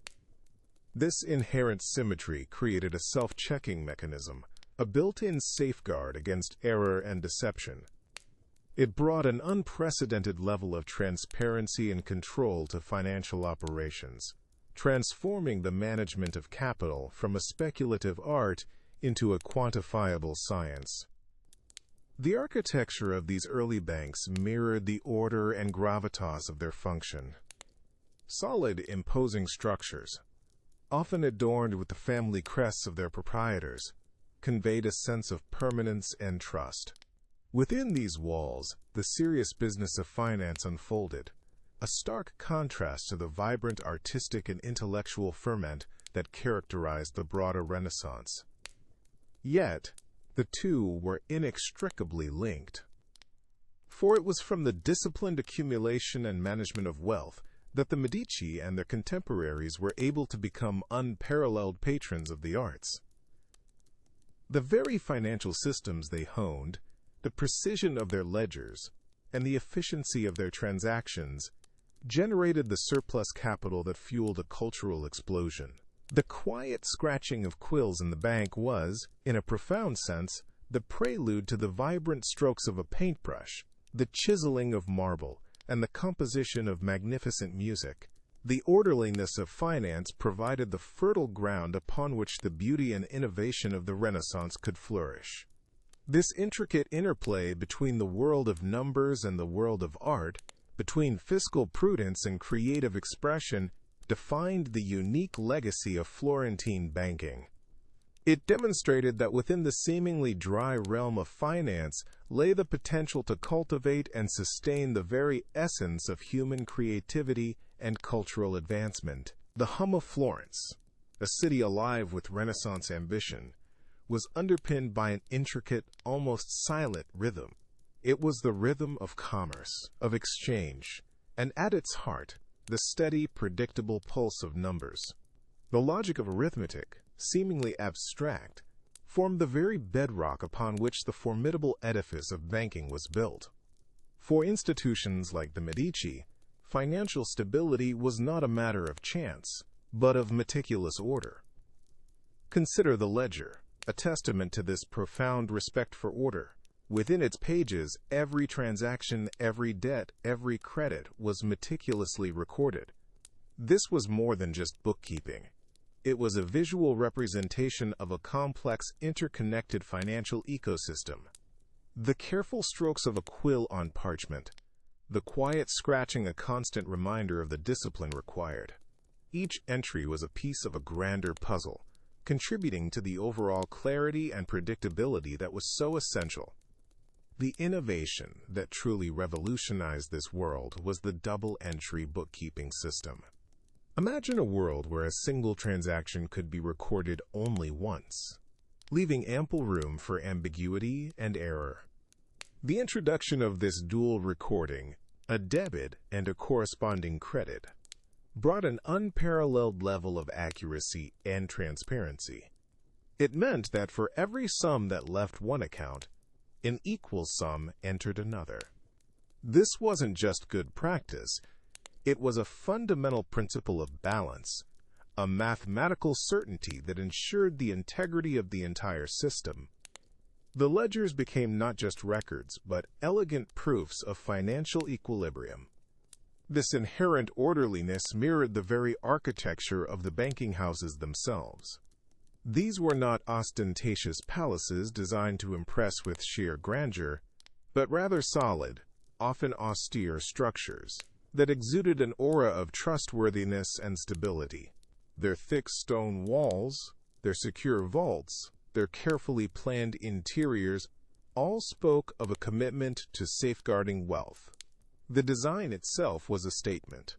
This was a place of order, of control, a sanctuary for the financial currents that flowed through the city.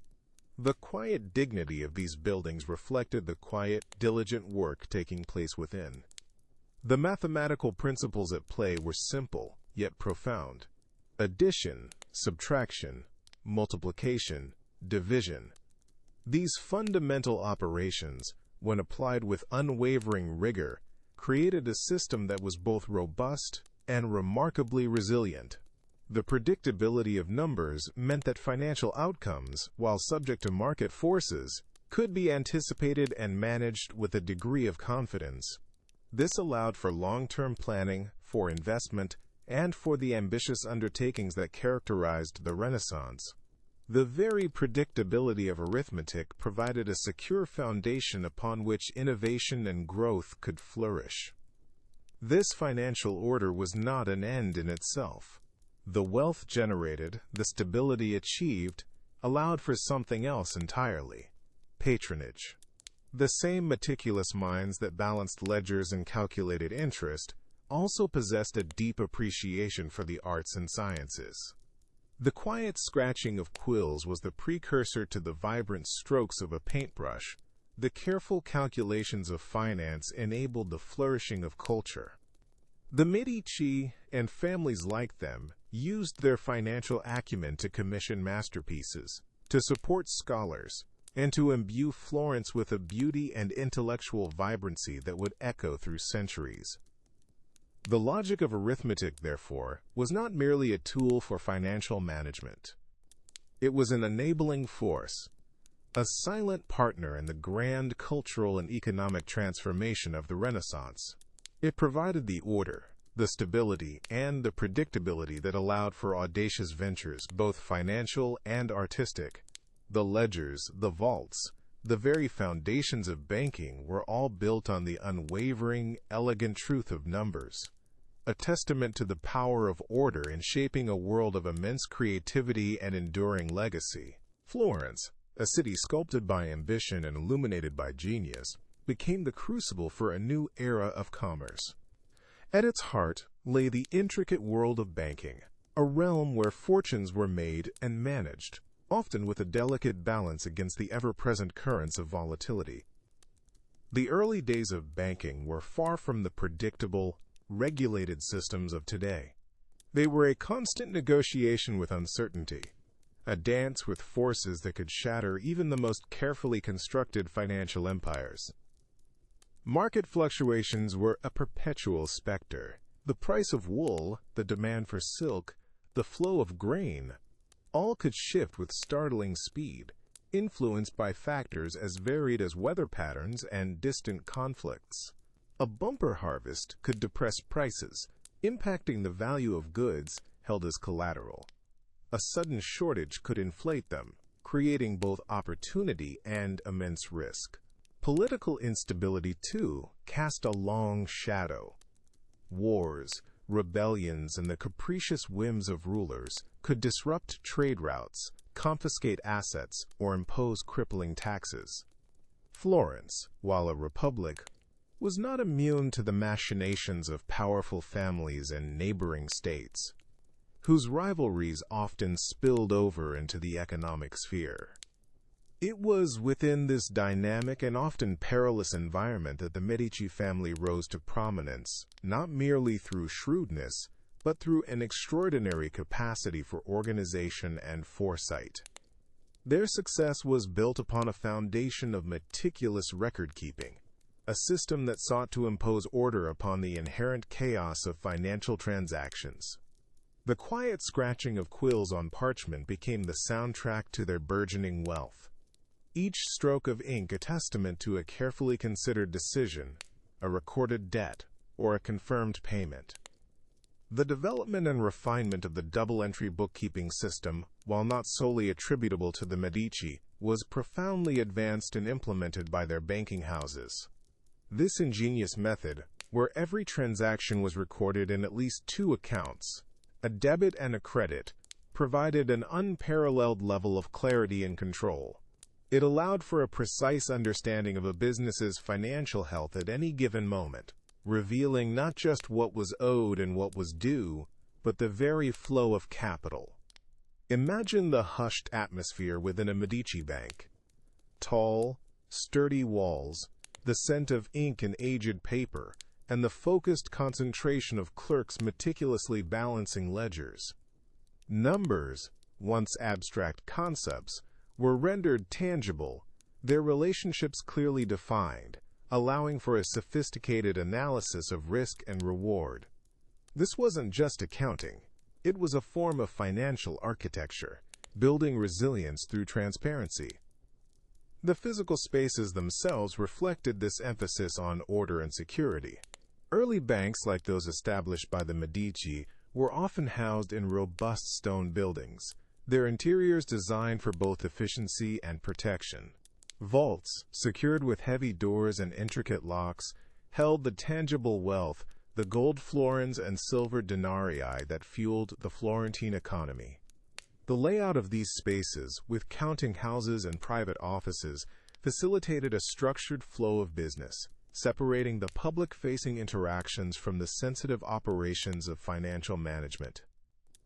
The Medici understood that wealth was not merely to be accumulated but to be strategically deployed. Their financial acumen extended beyond the banking halls, influencing the very fabric of Florentine society. The vast profits generated by their mercantile and banking enterprises were not solely hoarded.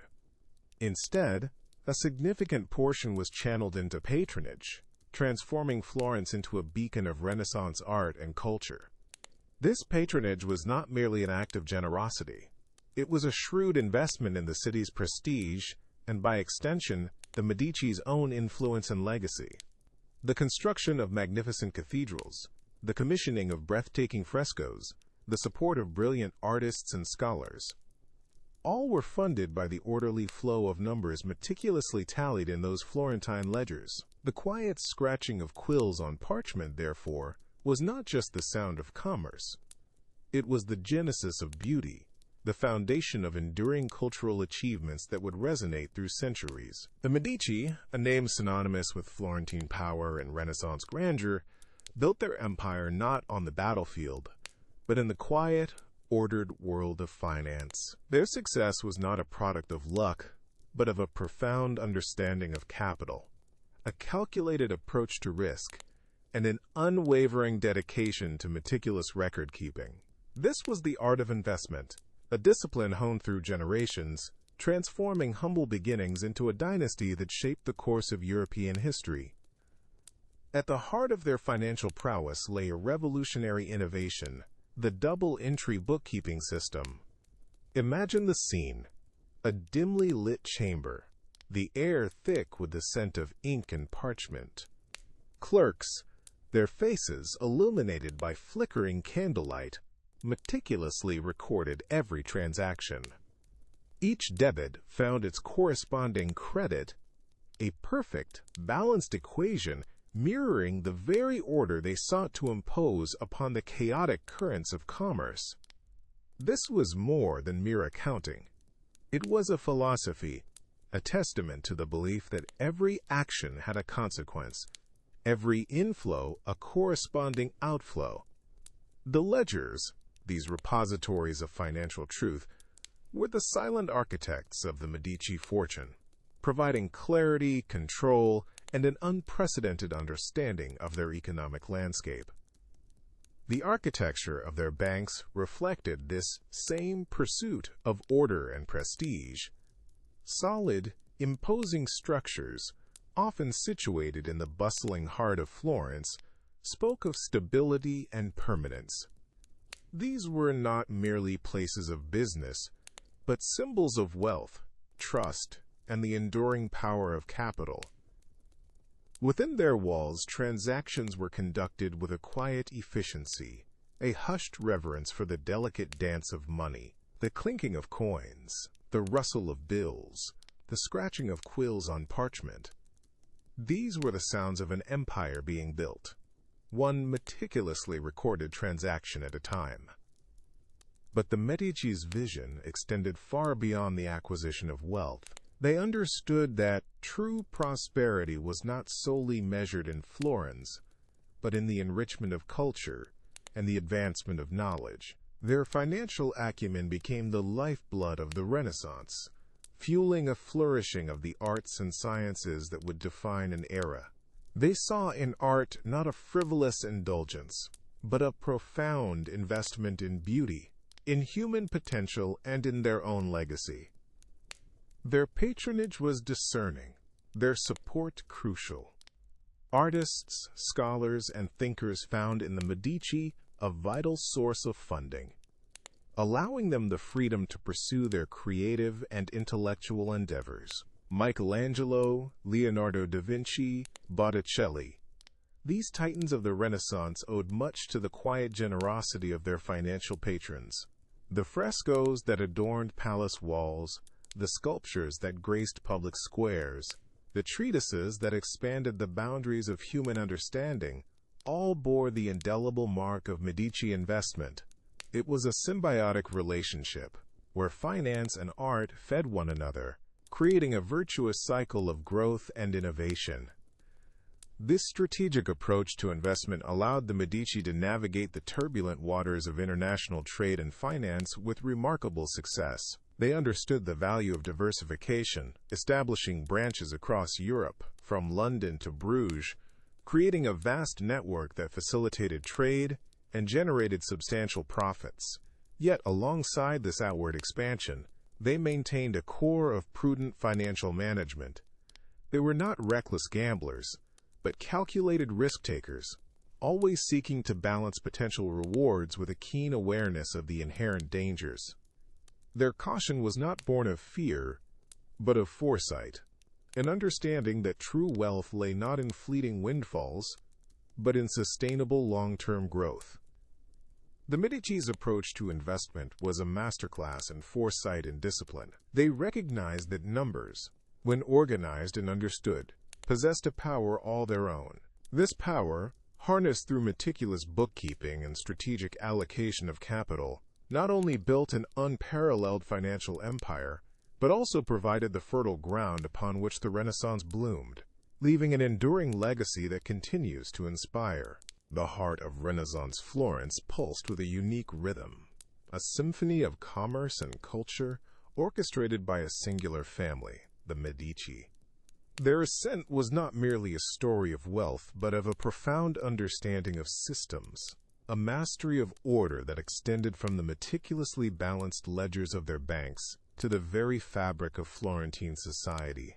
This chapter delves into the leadership and vision that powered their financial empire, exploring the individuals who transformed numbers into influence and ambition into enduring legacy. At the core of the Medici's success lay a remarkable capacity for foresight. They were not simply merchants, they were architects of financial innovation. Men like Giovanni de' Medici, the patriarch, possessed an intuitive grasp of the burgeoning economic landscape.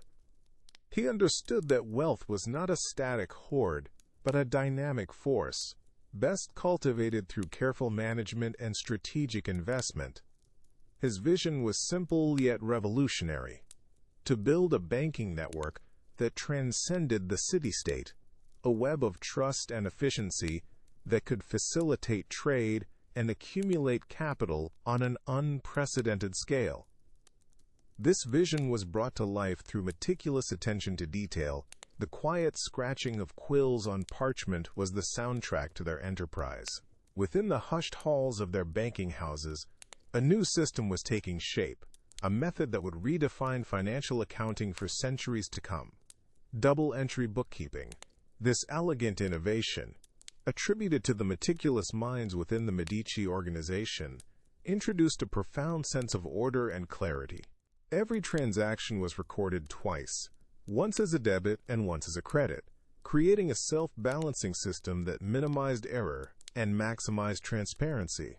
It was a testament to their belief in the power of precision, a recognition that true control lay in understanding the intricate dance of every florin. The architecture of their early banks reflected this internal order. Solid, imposing structures, they projected an image of stability and trustworthiness. These were not mere marketplaces for money, they were fortresses of finance, designed to inspire confidence in their clientele. Within these walls, the meticulous work of the accountants, the ragionieri, unfolded. They were the guardians of the Medici fortune. Their days spent in the methodical recording of deposits, loans, and international transfers. The sheer volume of activity, the constant flow of capital, demanded an unwavering commitment to accuracy, a dedication that the Medici fostered through a culture of discipline and intellectual rigor. The leadership within the Medici family was not solely about financial acumen. It was also about a deep-seated understanding of the interconnectedness of wealth and influence. Lorenzo de' Medici, known as the Magnificent, embodied this synthesis. While a shrewd businessman, his vision extended far beyond the bottom line. He recognized that patronage was not merely an act of generosity, but a strategic investment in the cultural and intellectual capital of Florence. The immense wealth generated by the family's banking endeavors provided the fertile ground for an artistic and intellectual renaissance. The quiet hum of financial activity funded the vibrant canvases of Botticelli, the groundbreaking sculptures of Michelangelo, and the humanist scholarship that would redefine Western thought. The Medici understood that a flourishing city, a center of learning and beauty, was also a city that attracted talent, that fostered innovation, and ultimately, that solidified their own position of power and prestige. Their leadership was a masterful act of balancing the pragmatic demands of finance with the aspirational power of art and culture. They proved that the meticulous order of numbers could indeed be the foundation upon which extraordinary beauty and intellectual achievement could be built, creating a legacy that resonates not just in the annals of finance, but in the very soul of human creativity. In the heart of Renaissance Florence, a quiet revolution was unfolding, not on the battlefield or in the artist's studio, but within the hushed halls of financial institutions. This was the domain of the Medici, a family whose name became synonymous with both immense wealth and groundbreaking financial ingenuity. Their legacy is not etched in stone monuments alone, but in the very fabric of modern economic life, a testament to the power of meticulous organization and forward-thinking financial practices. The Medici Bank, established in the 14th century, was more than just a repository of wealth. It was a crucible of innovation. At its core lay the development and refinement of the double-entry bookkeeping system. Imagine the scene: the soft scrape of quills across parchment, the rhythmic flow of ink, as each transaction was meticulously recorded, not once, but twice. A debit here, a credit there, a precise balancing act. This was not mere accounting. It was the imposition of order onto the chaotic flow of commerce, a system that brought clarity and control to complex financial dealings. Every ledger, every balance sheet represented a victory of logic and foresight. The architectural spaces designed to house these operations mirrored this emphasis on order and gravitas. Grand Palazzi, solid and imposing, provided a physical manifestation of the stability and trustworthiness the Medici aimed to project. These were not merely offices, they were statements of enduring power, where wealth was managed with the same care and precision as a master sculptor shapes marble. Sunlight, filtering through high arched windows, illuminated rows of meticulously organized documents, each a piece in a vast, intricate financial puzzle. The air within these spaces was often still, punctuated only by the hushed movements of clerks and the occasional rustle of paper, fostering an atmosphere of focused dedication. The genius of the double-entry system lay in its inherent logic. It provided an unparalleled ability to track assets and liabilities, to understand profitability, and to manage risk. This was a radical departure from earlier, more rudimentary methods. The Medici understood that true prosperity was not simply about accumulating wealth, but about understanding its movement, its origins, and its destinations. Their ledgers became more than just records. They were sophisticated tools for strategic planning, allowing them to navigate the often turbulent currents of international trade and finance with remarkable agility. The clarity afforded by this system was a powerful competitive advantage, enabling them to make informed decisions and to expand their influence across Europe. This financial prowess was not solely directed towards the accumulation of personal fortune. The Medici, recognizing the symbiotic relationship between commerce and culture, became prodigious patrons of the arts. The very wealth generated through their innovative banking practices funded the creation of some of the most iconic masterpieces of the Renaissance. The quiet scratching of quills in their banks provided the resources for the vibrant strokes of brushes on canvas, for the chiseling of stone into breathtaking sculptures, and for the construction of magnificent architectural marvels. This patronage was not merely an act of charity. It was an investment in the prestige and cultural capital of Florence, and by extension, of the Medici themselves. The ripple effect of their financial innovations extended far beyond the borders of Florence. The principles embedded in their bookkeeping systems, the emphasis on transparency and accountability, became the bedrock upon which modern banking was built. Every financial institution today, from the smallest credit union to the largest global bank, owes a debt to the meticulous order and insightful practices pioneered by the Medici. Their legacy is a quiet, persistent hum beneath the surface of global commerce, a testament to the enduring power of financial innovation to shape not only economies, but entire civilizations. The careful balancing of accounts, the systematic recording of every flux and flow, laid the essential groundwork for the complex financial ecosystems that define the modern world. Florence, a city that would soon echo with artistic and intellectual fervor, was also meticulously laying the foundations of a new global economy. This was an era where wealth was not merely accumulated but strategically deployed, an intricate dance orchestrated by the burgeoning power of Florentine banks.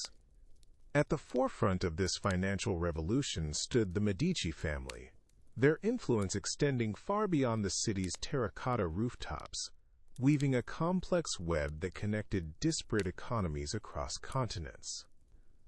The true engine of this far-reaching power was not found in grand pronouncements or military might, but in the quiet, methodical scratch of quills on parchment.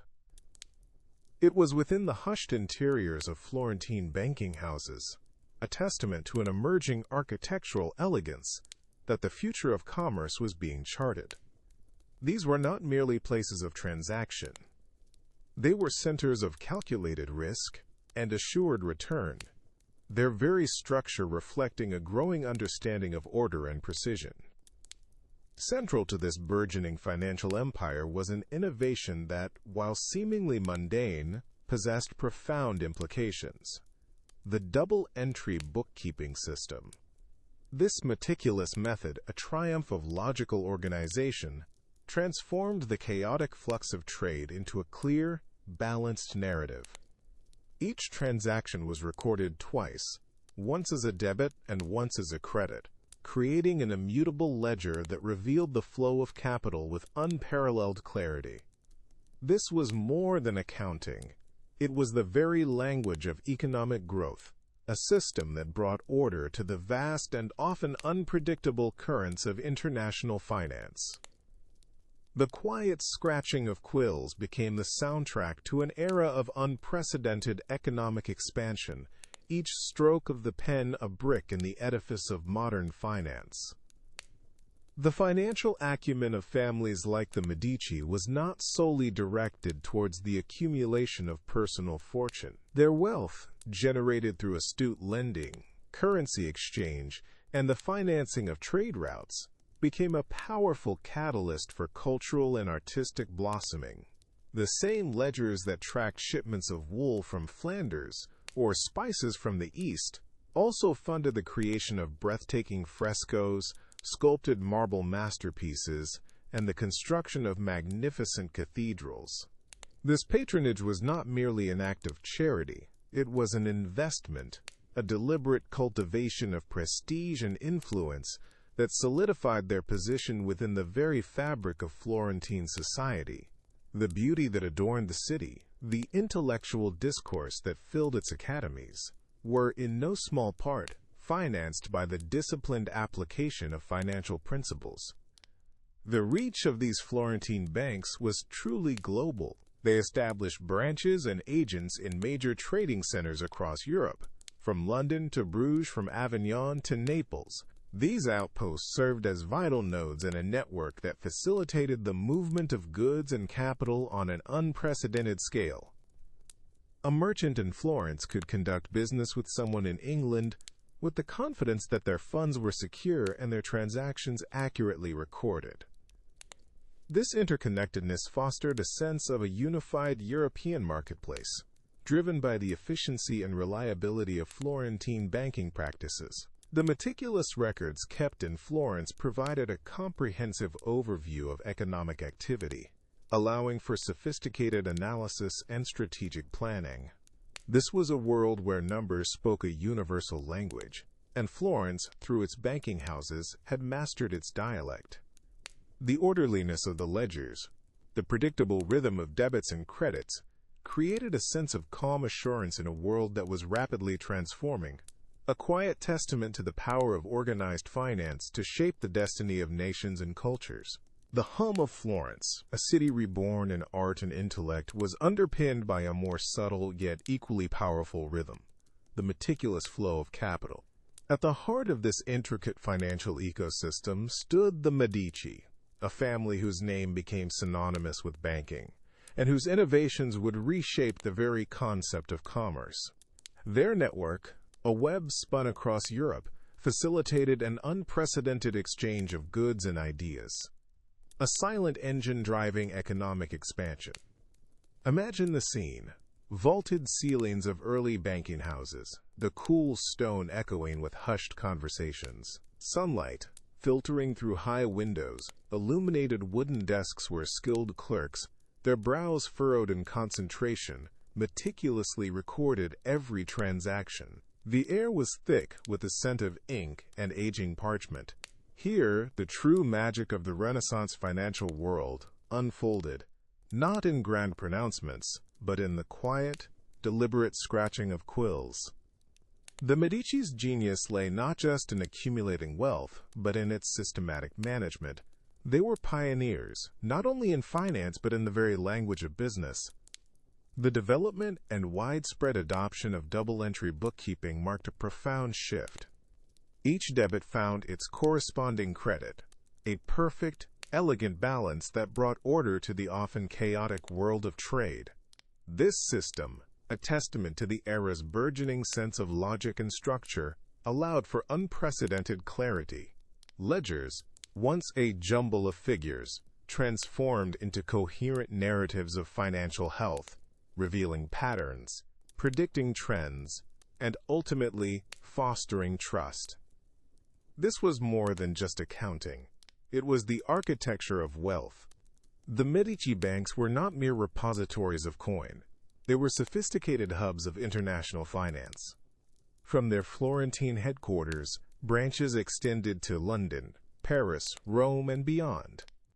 Bills of exchange, a revolutionary financial instrument, allowed for the transfer of funds across vast distances without the physical movement of gold or silver, mitigating risks and accelerating transactions.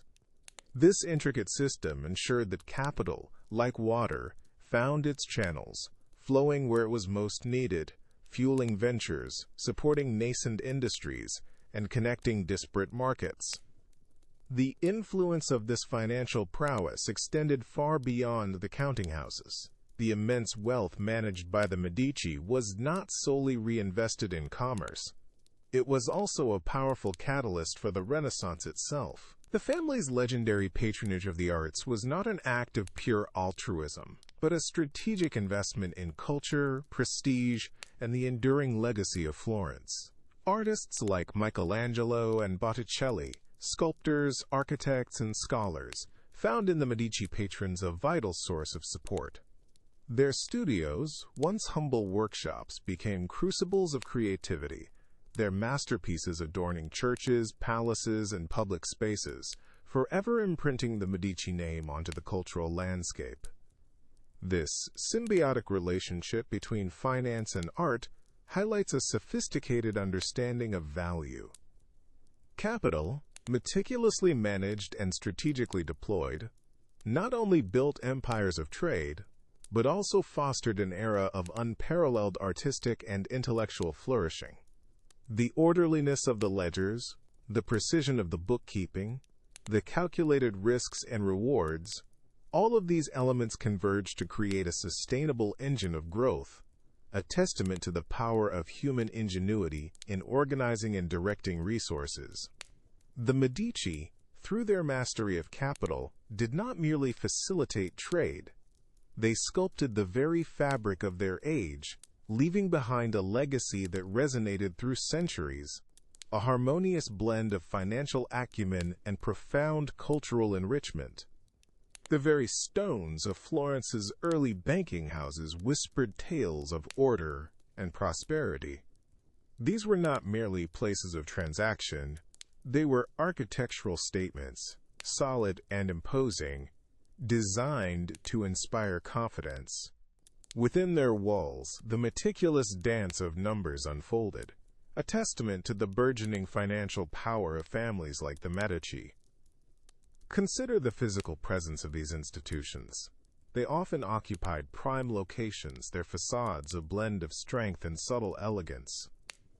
Heavy wooden doors, perhaps adorned with ironwork, guarded interiors where light, often filtered through high windows, illuminated the serious business at hand. The spaces were designed for efficiency and discretion. Clerks, hunched over sturdy wooden desks, meticulously recorded every deposit, every withdrawal, every loan.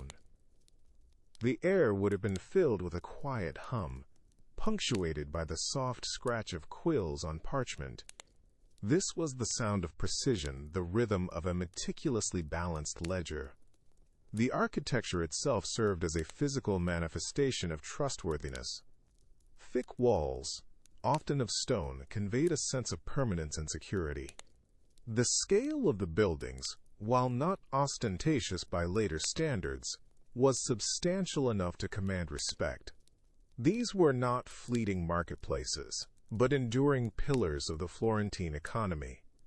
Inside, the layout would have facilitated a structured flow of activity.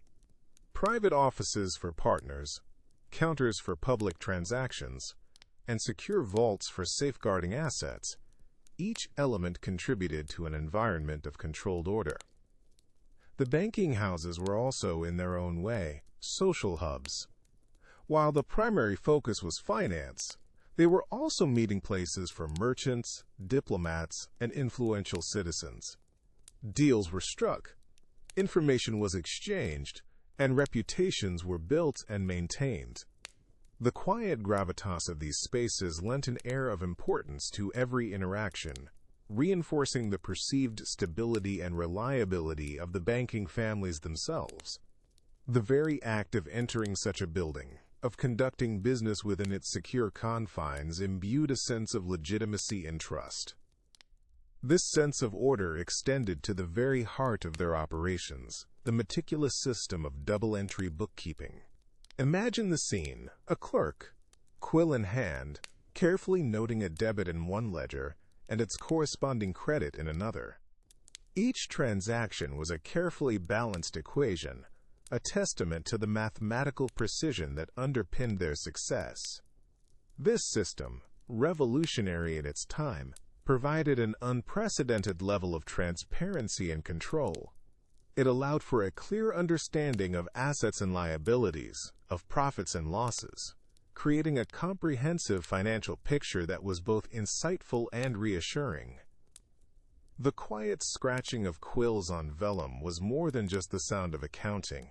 It was the sound of wealth being meticulously managed, of fortunes being built and secured. It was the soundtrack to an era where finance was becoming an art form, governed by logic and discipline. The ledgers themselves, bound in leather and filled with elegant script, were tangible records of this intricate economic machinery. They were repositories of data, but also symbols of the diligence and expertise that characterized the banking profession. The Medici, more than any other family, embodied this synthesis of financial acumen and architectural presence. Their banking house in Florence was not just a place of business. It was a symbol of their power and influence. And this power, derived from the careful management of numbers and the trust engendered by their solid establishments, allowed them to become unparalleled patrons of the arts. The very wealth generated by the quiet scratching of quills and the orderly flow of the ledgers funded the creation of masterpieces that would define the Renaissance. The chapels, the sculptures, the paintings. These were the tangible expressions of a financial system that had achieved a remarkable level of sophistication and stability, transforming Florence into a crucible of both commerce and culture. The intricate world of Renaissance banking, particularly as practiced by families like the Medici, relied on a sophisticated array of tools, each designed to bring order and precision to the complex flow of money. These were not mere accoutrements, but the very instruments that enabled the meticulous management of vast fortunes, the careful tracking of transactions, and the secure safeguarding of wealth. At the heart of calculation lay the abacus. Far from being a primitive device, the Renaissance abacus was a refined instrument, its beads sliding along rods within a wooden frame. It served as a tangible representation of numerical values, allowing bankers to perform addition, subtraction, multiplication, and division with remarkable speed and accuracy. Imagine the quiet clatter of these beads, a rhythmic accompaniment to the focused minds of the financiers as they tallied sums, calculated interest, and balanced accounts. This was the bedrock of financial understanding, a visual and tactile method for grappling with the abstract nature of numbers. Beyond the abacus, the written word was paramount. The act of recording was elevated to an art form, facilitated by the humble yet essential quill pen. Crafted from bird feathers, these pens, when carefully sharpened and dipped in ink, allowed for a fluid and precise inscription. The ink itself, often a rich black made from oak galls and iron salts, provided a durable mark upon parchment or paper. The scratching of these quills on parchment was the constant soundtrack of the Renaissance bank. It was the sound of diligence, of accountability, of history being written, one transaction at a time. Each stroke represented a commitment, a debt, a credit, forming the indelible record of financial activity. The organization of these records was revolutionized by the advent of double-entry bookkeeping. This groundbreaking system, gaining prominence during the Renaissance, mandated that every financial transaction be recorded in at least two accounts, a debit and a credit. This meant that for every sum that flowed out, an equivalent sum had to flow in, creating a self-balancing ledger. This elegant method provided an unparalleled level of accuracy and transparency. It allowed for the immediate detection of errors, as the debits and credits were designed to always reconcile. The ledgers themselves, often bound in sturdy leather and filled with meticulously ruled pages, were the physical embodiment of this new order. They were repositories of financial truth, testament to the intellectual rigor that underpinned the banking enterprise. Safeguarding this accumulated wealth was as crucial as managing it. Early forms of safes and strongboxes were employed, constructed from robust wood reinforced with iron bands. These were not the complex multi-tumbler mechanisms of later eras, but they offered a significant deterrent against theft. Often secured with heavy locks and keys, these containers provided a physical bulwark for precious coins, valuable documents, and important contracts. The weight and solidity of these strong boxes conveyed a sense of security, a tangible assurance that the fruits of diligent financial management were protected. Furthermore, the very architecture of the Renaissance bank reflected this emphasis on order and security. Vaulted ceilings, thick stone walls, and discreet entrances were designed to create an environment that was both imposing and reassuring. These spaces were not merely places of commerce. They were temples of finance, where trust and probity were as valued as the gold and silver they contained. The layout often facilitated a controlled flow of individuals, separating public-facing areas from the more private realms where sensitive transactions took place. These tools, from the abacus to the reinforced strongbox, were the silent partners in the grand financial endeavors of the Renaissance. They enabled the transformation of raw capital into instruments of societal change, funding not only trade and enterprise, but also the flourishing of art and culture that defines this remarkable period. The calm, measured application of these instruments fostered an environment where complex financial operations could be conducted with confidence, laying the groundwork for the modern financial systems that would evolve in the centuries to come. The Renaissance, a period of profound cultural and intellectual rebirth, was also a time of significant evolution in financial practices. Central to this transformation was the burgeoning banking industry, epitomized by families like the Medici in Florence. Their success was not merely a matter of accumulating wealth, but of establishing systems that brought order and sophistication to the complex world of commerce. Within the hallowed halls of these early financial institutions, the quiet scratching of quills on parchment became a symphony of meticulous record-keeping. This was the era when the revolutionary double-entry bookkeeping system began to take root. Imagine the scene: a dedicated scribe, hunched over a vast ledger, carefully transcribing every transaction. Each debit had a corresponding credit, a balanced equation that mirrored the underlying order of the universe itself. This system, a testament to human ingenuity, brought an unprecedented level of accuracy and transparency to financial dealings. It was a departure from the more rudimentary methods of the past, offering a clear and comprehensive picture of assets, liabilities, and profits. The very act of recording these numbers, meticulously placed in their designated columns, fostered a sense of calm, a tangible representation of control over the flow of capital. However, the pursuit of financial prosperity in the Renaissance was not without its moral and religious considerations. The prevailing doctrines, deeply rooted in Christian teachings, cast a long shadow over certain financial practices. The concept of usury, the charging of interest on loans, was a particularly contentious issue. For centuries, the Church had condemned usury as a sin, viewing it as an unjustifiable exploitation of those in need. This theological stance presented a significant challenge for emerging bankers, who relied on interest as a primary source of income. Yet, the Florentine banking houses, including the formidable Medici, found ways to navigate these complex ethical landscapes. Through subtle rephrasing and the development of intricate financial instruments, they sought to reconcile their commercial endeavors with religious precepts. The concept of interest, or profit derived from the use of capital over time, began to gain acceptance, distinguishing itself from the outright condemnation of usury. This intellectual and theological negotiation allowed the burgeoning financial sector to flourish, even as it grappled with deeply ingrained moral objections. The ledgers themselves, with their precise entries of profits and expenses, became a silent testament to this ongoing dialogue between commerce and conscience. The physical spaces where these financial transactions took place were also noteworthy.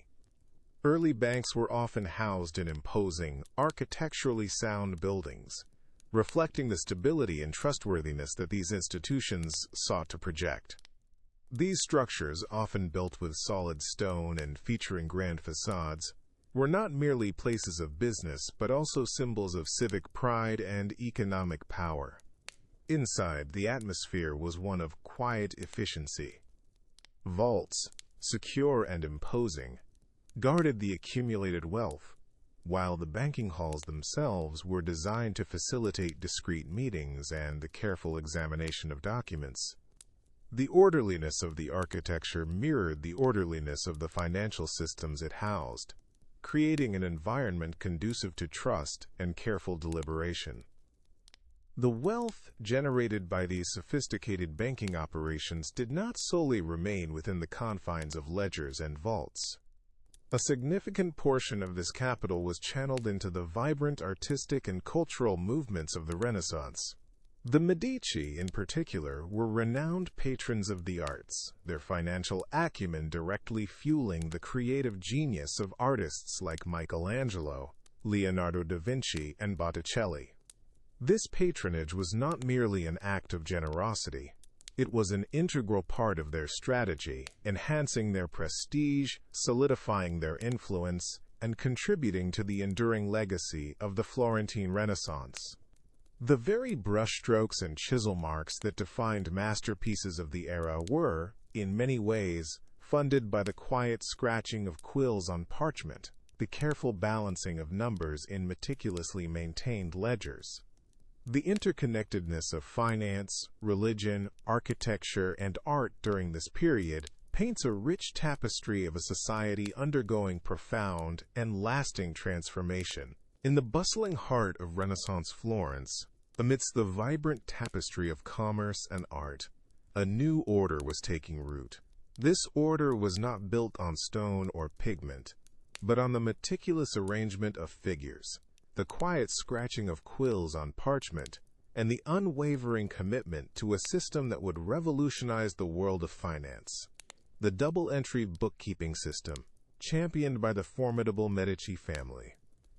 The Medici, a name synonymous with both wealth and influence, understood that in the fiercely competitive arena of banking, trust and reputation were not merely desirable attributes, but the very bedrock of sustained success.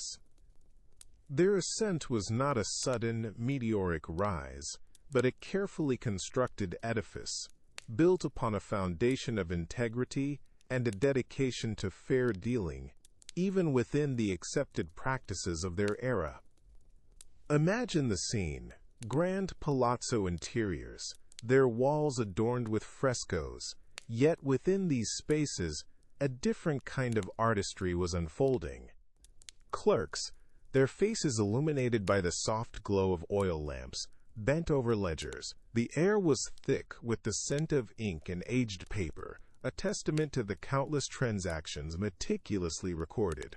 Each entry, a precise representation of assets and liabilities, debits and credits, woven into a complex yet elegant narrative of financial health. The double-entry system, a stroke of organizational genius, brought an unprecedented level of clarity and accountability to the chaotic world of medieval finance. Every transaction, no matter how small, was recorded in two distinct places, ensuring that the books always balanced. This wasn't just about preventing fraud. It was about creating a transparent and comprehensible system, a testament to the Medici's commitment to order and precision. The rhythmic scratch of quills, a constant, soothing murmur, echoed the inherent orderliness of numbers themselves, a silent symphony of fiscal responsibility. This dedication to meticulous record-keeping extended beyond mere accounting. It was a reflection of a deeper philosophy, one that valued foresight, diligence, and a profound understanding of the flow of capital. The Medici banks, their architectural grandeur mirroring the prestige of their owners, were not just places of business. They were temples of commerce, where the principles of sound finance were practiced with unwavering devotion. These institutions, with their fortified vaults and discreet counting houses, represented a new era of financial stability, a stark contrast to the often precarious nature of earlier ventures. The confidence that this systematic approach instilled was palpable. Merchants and noble families alike entrusted their fortunes to the Medici, knowing that their investments were managed with a level of care and precision that was, at the time, unparalleled.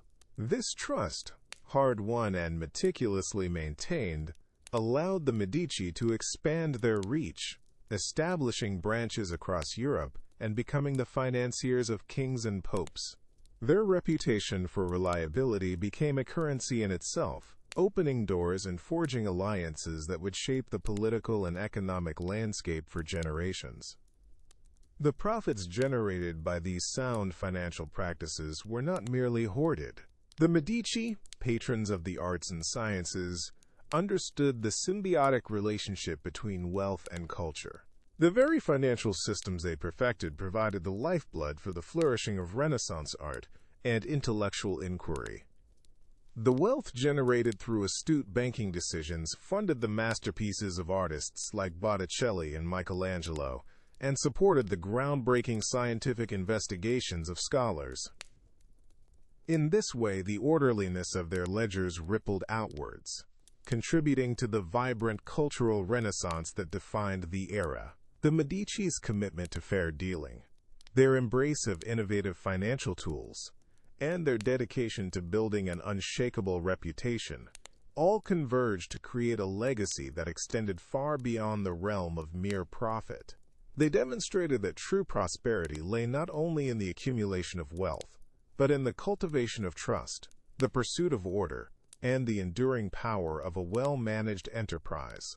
In the heart of Renaissance Florence, amidst the grand pronouncements of art and architecture, lay a less visible, yet equally vital, engine of prosperity: the diligent work of clerks and accountants. These were the individuals who meticulously managed the flow of capital, transforming abstract numbers into the tangible wealth that fueled an era of unprecedented creativity and expansion.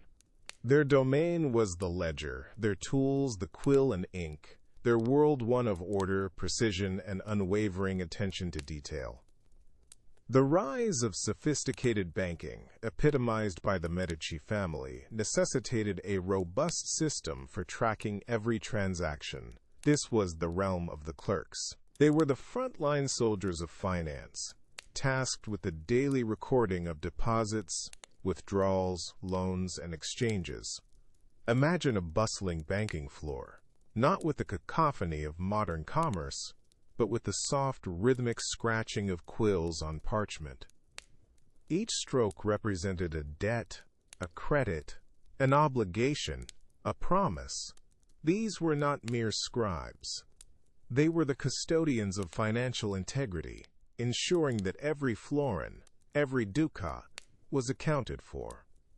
Central to their work was the revolutionary concept of double-entry bookkeeping. This ingenious system, which began to gain widespread adoption during the Renaissance, provided a framework for unparalleled accuracy. For every debit, there was a corresponding credit.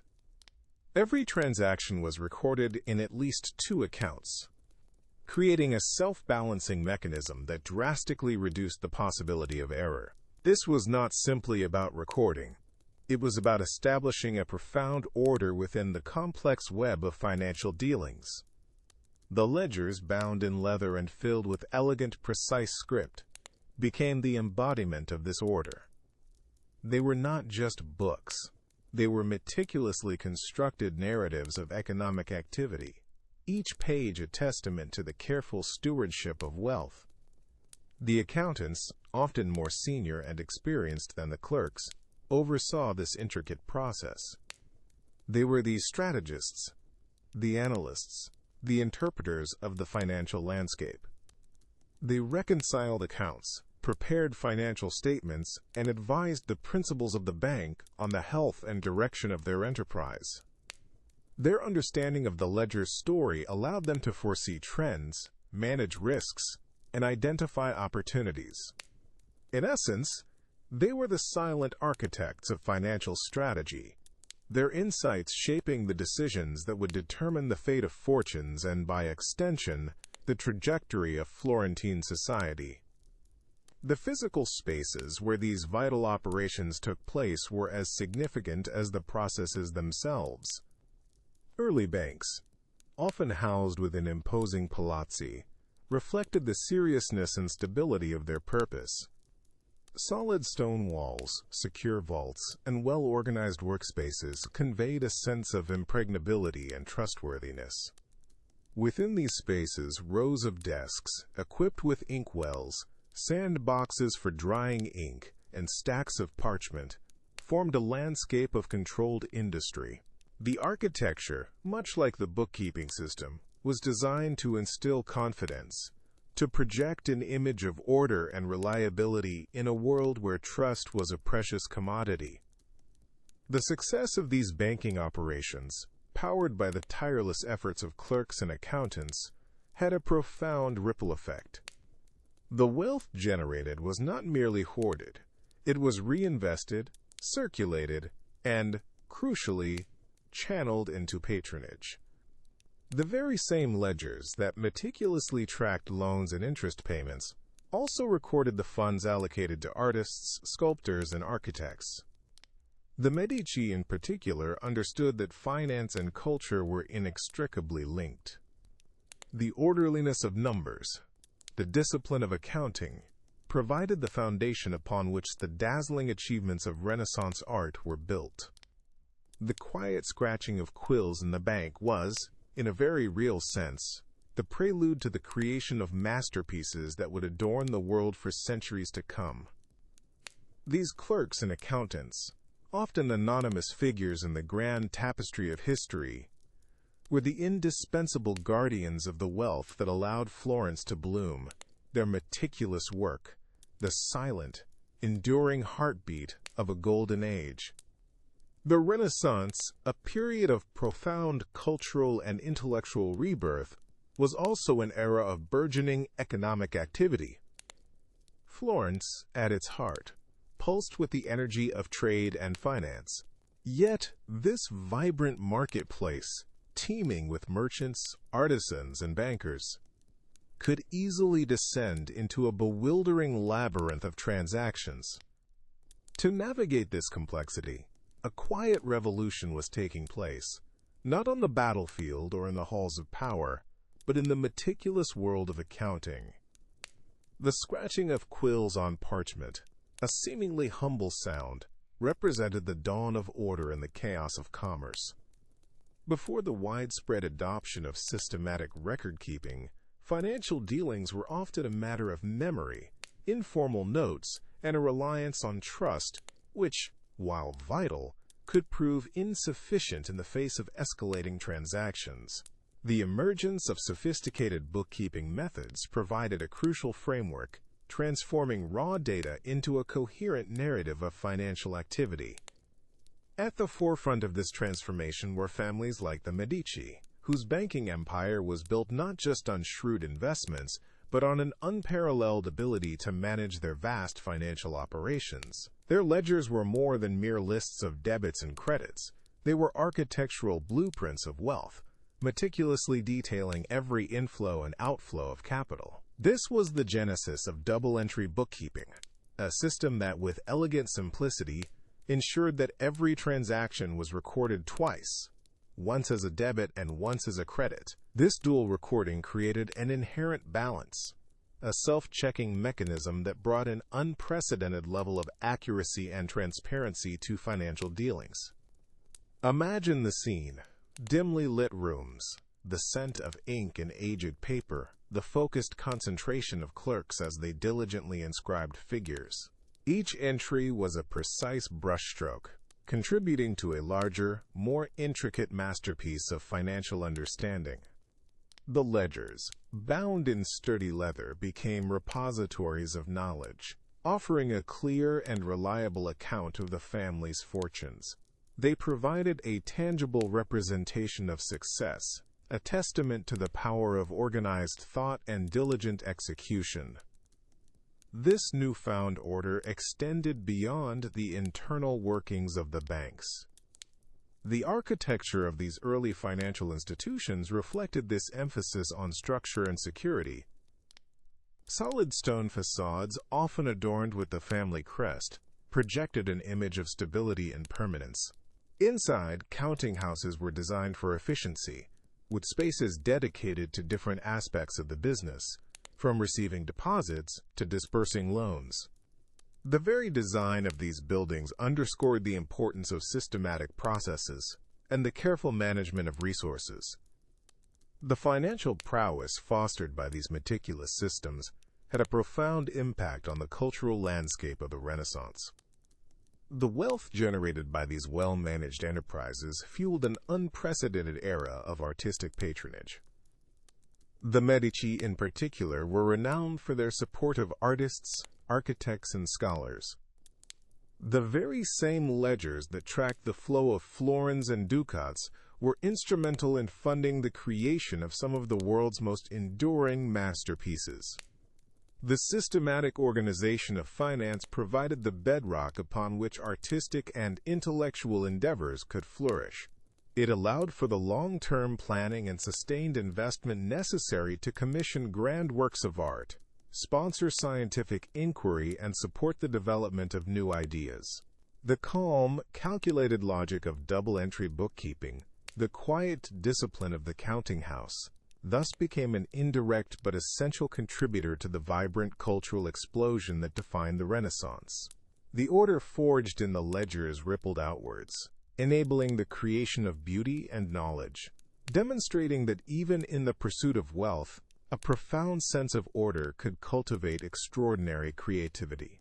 The Florentine Renaissance, a period of unparalleled cultural and intellectual flourishing, owed a significant debt to the steady hand of finance.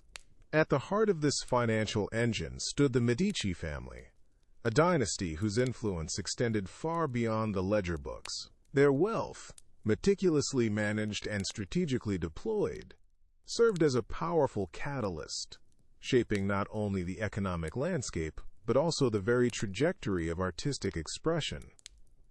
The Medici's banking empire was a marvel of organization. Imagine the quiet hum of activity within their Florentine headquarters, the rustle of parchment, the rhythmic scratch of quills as meticulous records were kept. This was not merely a place of commerce, it was a testament to the power of order and foresight. The family's embrace and refinement of double-entry bookkeeping, a system that brought a new level of precision to financial dealings, allowed for unprecedented clarity. Each debit found its credit, each asset its corresponding liability, creating a balanced, elegant structure that mirrored the burgeoning ideals of Renaissance thought. This systematic approach to wealth creation provided the very foundation upon which their cultural ambitions would be built. The architecture of early banks, including those established by the Medici, reflected this inherent order. Solid, imposing structures, often incorporating elements of classical design, spoke of stability and enduring strength. These were not fleeting enterprises, but institutions designed to last, to weather economic storms, and to project an image of unwavering reliability. Within these walls, fortunes were made and managed, and from this financial bedrock, a unique form of patronage emerged. The Medici's engagement with the arts was not a casual hobby. It was a deliberate and calculated investment. Their choices in commissioning artists, architects, and scholars were deeply intertwined with their financial acumen. By channeling their substantial resources into creative endeavors, they imbued these projects with the same rigor and purpose that guided their business dealings. This patronage was a sophisticated mechanism for projecting power, prestige, and cultural leadership.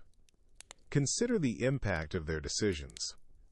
When the Medici family decided to support a particular artist, it was often a signal to others. It validated a style, a technique, or a burgeoning movement. The artists they favored were those whose work resonated with the humanist ideals and the aesthetic sensibilities that the Medici themselves championed. This created a powerful feedback loop. Financial backing fostered artistic innovation, and artistic innovation, in turn, enhanced the Medici's reputation and cultural capital. The trajectory of artistic styles during the Renaissance was, in many ways, a reflection of the Medici's discerning taste and strategic investments. Their support for artists like Michelangelo and Botticelli, for instance, not only provided these masters with the means to create their masterpieces, but also elevated the status of the artistic professions. The careful selection of projects, the commissioning of grand frescoes, sculptures, and architectural marvels all served to define the visual language of the era. The Medici's financial power was thus translated into cultural influence, shaping the very direction of Renaissance art. Their ledgers, filled with the careful accounting of wealth, became an indirect blueprint for the aesthetic achievements that continue to inspire centuries later. The quiet scratching of quills, the meticulous balance of accounts, and the strategic allocation of capital all converged to create an environment where artistic genius could flourish, leaving an indelible mark on the history of human creativity. Their patronage was not merely about funding. It was about guiding, about nurturing, and ultimately, about shaping the artistic movements that defined a golden age. The Medici Bank, a titan of Florentine finance, was more than just a repository for wealth. It was a meticulously crafted engine of influence. Its success, and indeed the very fabric of Renaissance Florence, was deeply intertwined with the family's profound understanding of capital, not merely as currency, but as a tool for shaping society and projecting power. This power was not ostentatious displays of brute force, but rather a sophisticated choreography of numbers, ledgers, and ultimately, art. Within the hushed halls of the Medici Bank, the quiet scratching of quills on parchment was the soundtrack to an empire. Here, the revolutionary double-entry bookkeeping system, a cornerstone of modern accounting, was not just adopted but perfected. Each debit had its corresponding credit, a meticulous balance that mirrored the careful equilibrium the Medici sought to maintain in their vast financial dealings across Europe. These ledgers, filled with precise entries, represented more than just transactions. They were a testament to order, to foresight, and to an almost sacred respect for accuracy. This numerical discipline, this unwavering attention to detail, formed the bedrock upon which their immense fortune was built. The physical manifestation of this financial prowess was evident in the architecture of their banking houses. These were not merely places of business, but statements of stability and opulence. Solid stone, imposing facades, and secure vaults spoke of trustworthiness and enduring strength. They were designed to inspire confidence, to convey an image of permanence in a world often characterized by flux. Within these edifices, capital flowed, loans were brokered, and fortunes were made, all guided by the disciplined hand of the Medici's financial acumen. But the Medici's vision extended far beyond the confines of their ledgers and bank vaults. They understood that true influence, enduring prestige, required more than just accumulated wealth. It demanded cultural capital. This is where their patronage of the arts became not an extravagance but a strategic investment, a deliberate broadcast of their financial might and their refined sensibilities. Grand commissions, from breathtaking frescoes adorning chapels to magnificent sculptures gracing public squares, were tangible expressions of the Medici's financial power. These were not small private indulgences. These were monumental undertakings, requiring vast sums of money, considerable organizational skill, and a discerning eye for talent. When the Medici funded the creation of a masterpiece, they were not simply acquiring an object of beauty. They were underwriting a statement. They were demonstrating their capacity to marshal resources on an unprecedented scale, to elevate the city's aesthetic landscape, and to associate their name with genius and lasting legacy. The artists themselves, the titans of the Renaissance, Botticelli, Michelangelo, Leonardo da Vinci, became instruments in this grand design. Their brilliance, their innovative spirit, was harnessed by the Medici, transforming their workshops into crucibles of artistic revolution fueled by Medici gold. The unveiling of a new altarpiece, the completion of a magnificent fresco cycle, these were not merely cultural events, they were public declarations of the Medici's preeminence.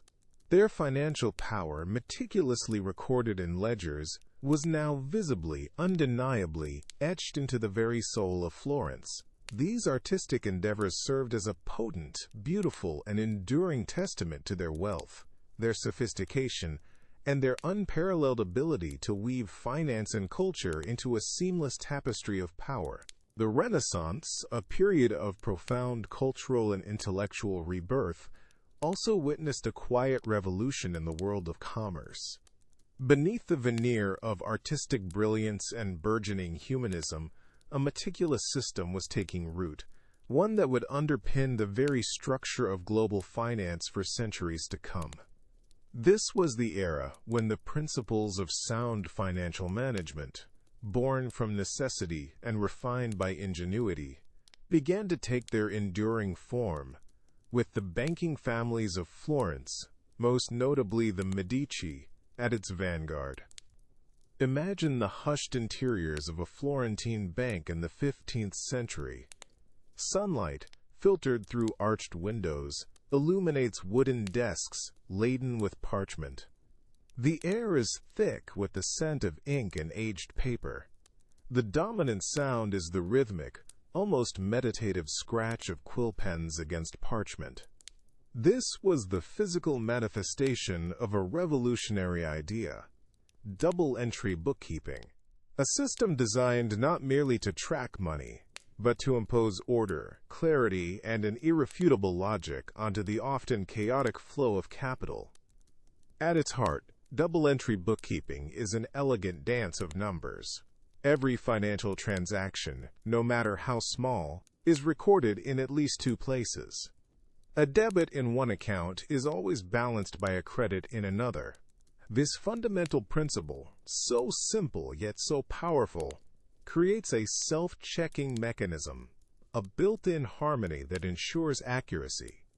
It was a departure from earlier, more rudimentary methods, offering a comprehensive view of a business's financial health.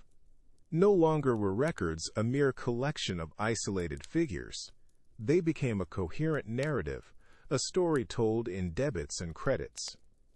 The ledgers themselves were works of art, meticulously bound volumes filled with neat, precise script. Each entry represented a deliberate act of recording, a confirmation of an exchange, a commitment to a balance. The architects of these early banks understood that the physical space itself should reflect this order. High ceilings, sturdy construction, and secure vaults spoke of stability and trustworthiness. These were not just places to store wealth, but temples of commerce, where the sanctity of financial transactions was paramount. The Medici, more than any other family, embodied this fusion of financial acumen and cultural ambition. Their vast banking empire, stretching across Europe, provided the liquidity that fueled not only trade and enterprise, but also the extraordinary artistic flowering of the Renaissance. The very wealth generated through their diligent bookkeeping and shrewd investments became the lifeblood for the masterpieces that continue to inspire awe today. The brushstrokes of Botticelli, the sculptures of Michelangelo, the architectural marvels of Brunelleschi, all were, in part, made possible by the disciplined financial stewardship of families like the Medici. This interconnectedness is a crucial element of the story. The orderliness of the ledger, the careful balancing of accounts, the strategic deployment of capital, these were not abstract exercises. They were the engine that powered a civilization's cultural and economic advancement. The Renaissance banker was not just a moneylender. He was an enabler, a patron, a quiet architect of beauty and progress. The principles they established, the meticulous record-keeping, the understanding of risk and reward, the very concept of a balanced financial statement, remain the bedrock of modern accounting and financial management. The quiet scratching of those quills on parchment, the methodical recording of debits and credits, the architectural solidity of the early banks, these were the tangible expressions of an enduring set of principles. Principles that, despite the passage of centuries and the advent of digital technology, continue to guide the flow of global commerce. The orderliness of numbers, the integrity of the ledger, the fundamental balance of financial transactions. These are the quiet, yet powerful legacies of the Renaissance banking world, a testament to the enduring power of sound financial management. The clatter of Florentine streets, the murmur of commerce, all found a rhythm within the hushed halls of the Medici banks. It was here, amidst the cool stone and the scent of aged parchment, that a revolution in order was quietly unfolding. The Medici, a name synonymous with power and art, built their empire not just on shrewd investments, but on a profound understanding of numbers, a meticulous system that would echo through centuries. Imagine the scene. Dimly lit rooms, sunlight filtering through high windows, illuminating dust motes dancing in the air. Scribes, their brows furrowed in concentration, hunched over heavy ledgers. The only sounds were the soft scratching of quills on parchment, the rustle of papers, the occasional hushed exchange. This was the engine room of their financial might, a place where every florin, every debt, every profit was carefully tracked, balanced, and accounted for. At the heart of this meticulous operation lay an innovation that would redefine commerce, the double-entry bookkeeping system. Before this, accounting was a fragmented affair, prone to error and opaque in its dealings. The Medici, however, embraced a system where every transaction had two sides, a debit and a credit. For every sum that left an account, an equal and opposite sum entered another. This created a self-checking mechanism, a constant dialogue between numbers that ensured accuracy and transparency. It was a system of elegant logic, a testament to the power of order. The ledgers themselves became architectural marvels of information, their pages filled with the disciplined beauty of script, each entry a solid brick in the foundation of financial certainty. This pursuit of order extended beyond the ledgers. The very architecture of the Medici banks reflected their values. Solid, imposing structures, built with a sense of permanence and security, they projected an image of trustworthiness and stability. These were not fleeting ventures. They were institutions designed to endure, to house the wealth and manage the intricate flow of capital that fueled Florence's golden age. The sturdy walls, the well-appointed offices, all spoke of a carefully managed enterprise, where precision and foresight were paramount. But the Medici's legacy is not solely defined by the dry precision of ledgers and the solid construction of their banks.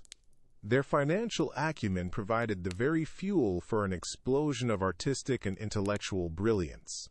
The wealth generated through their banking operations was strategically channeled into patronage, transforming Florence into a crucible of the Renaissance. Artists like Botticelli, Michelangelo, and Leonardo da Vinci found not just patrons but collaborators, their visions brought to life with the financial backing that allowed them to transcend mere craft and reach for the divine. The Medici understood that art and finance were not mutually exclusive. The order and discipline required to manage a vast banking network were, in a way, reflected in the harmonious proportions of a Renaissance fresco, the balanced composition of a sculpture, the intricate rhyme scheme of a poem. They saw the potential for finance to elevate society, to foster beauty, to cultivate genius. The scratching of quills on parchment and the chisel on marble were, in their own way, expressions of a similar drive for perfection, for leaving an indelible mark. The influence of the Medici banking system, and particularly their adoption of double-entry bookkeeping, cannot be overstated. It provided a framework for financial integrity that was essential for the growth of trade and enterprise. It laid the groundwork for the complex financial instruments and institutions that characterize the modern world. From the smallest village shop to the largest multinational corporation, the echoes of those Florentine ledgers can still be heard. The meticulous recording of transactions, the balancing of accounts, the pursuit of financial order. These are the enduring threads woven by the Medici, a legacy of innovation that continues to shape the economic landscape, a testament to the profound and lasting power of organized numbers. Their influence is not merely historical, it is a fundamental part of the very fabric of our financial existence.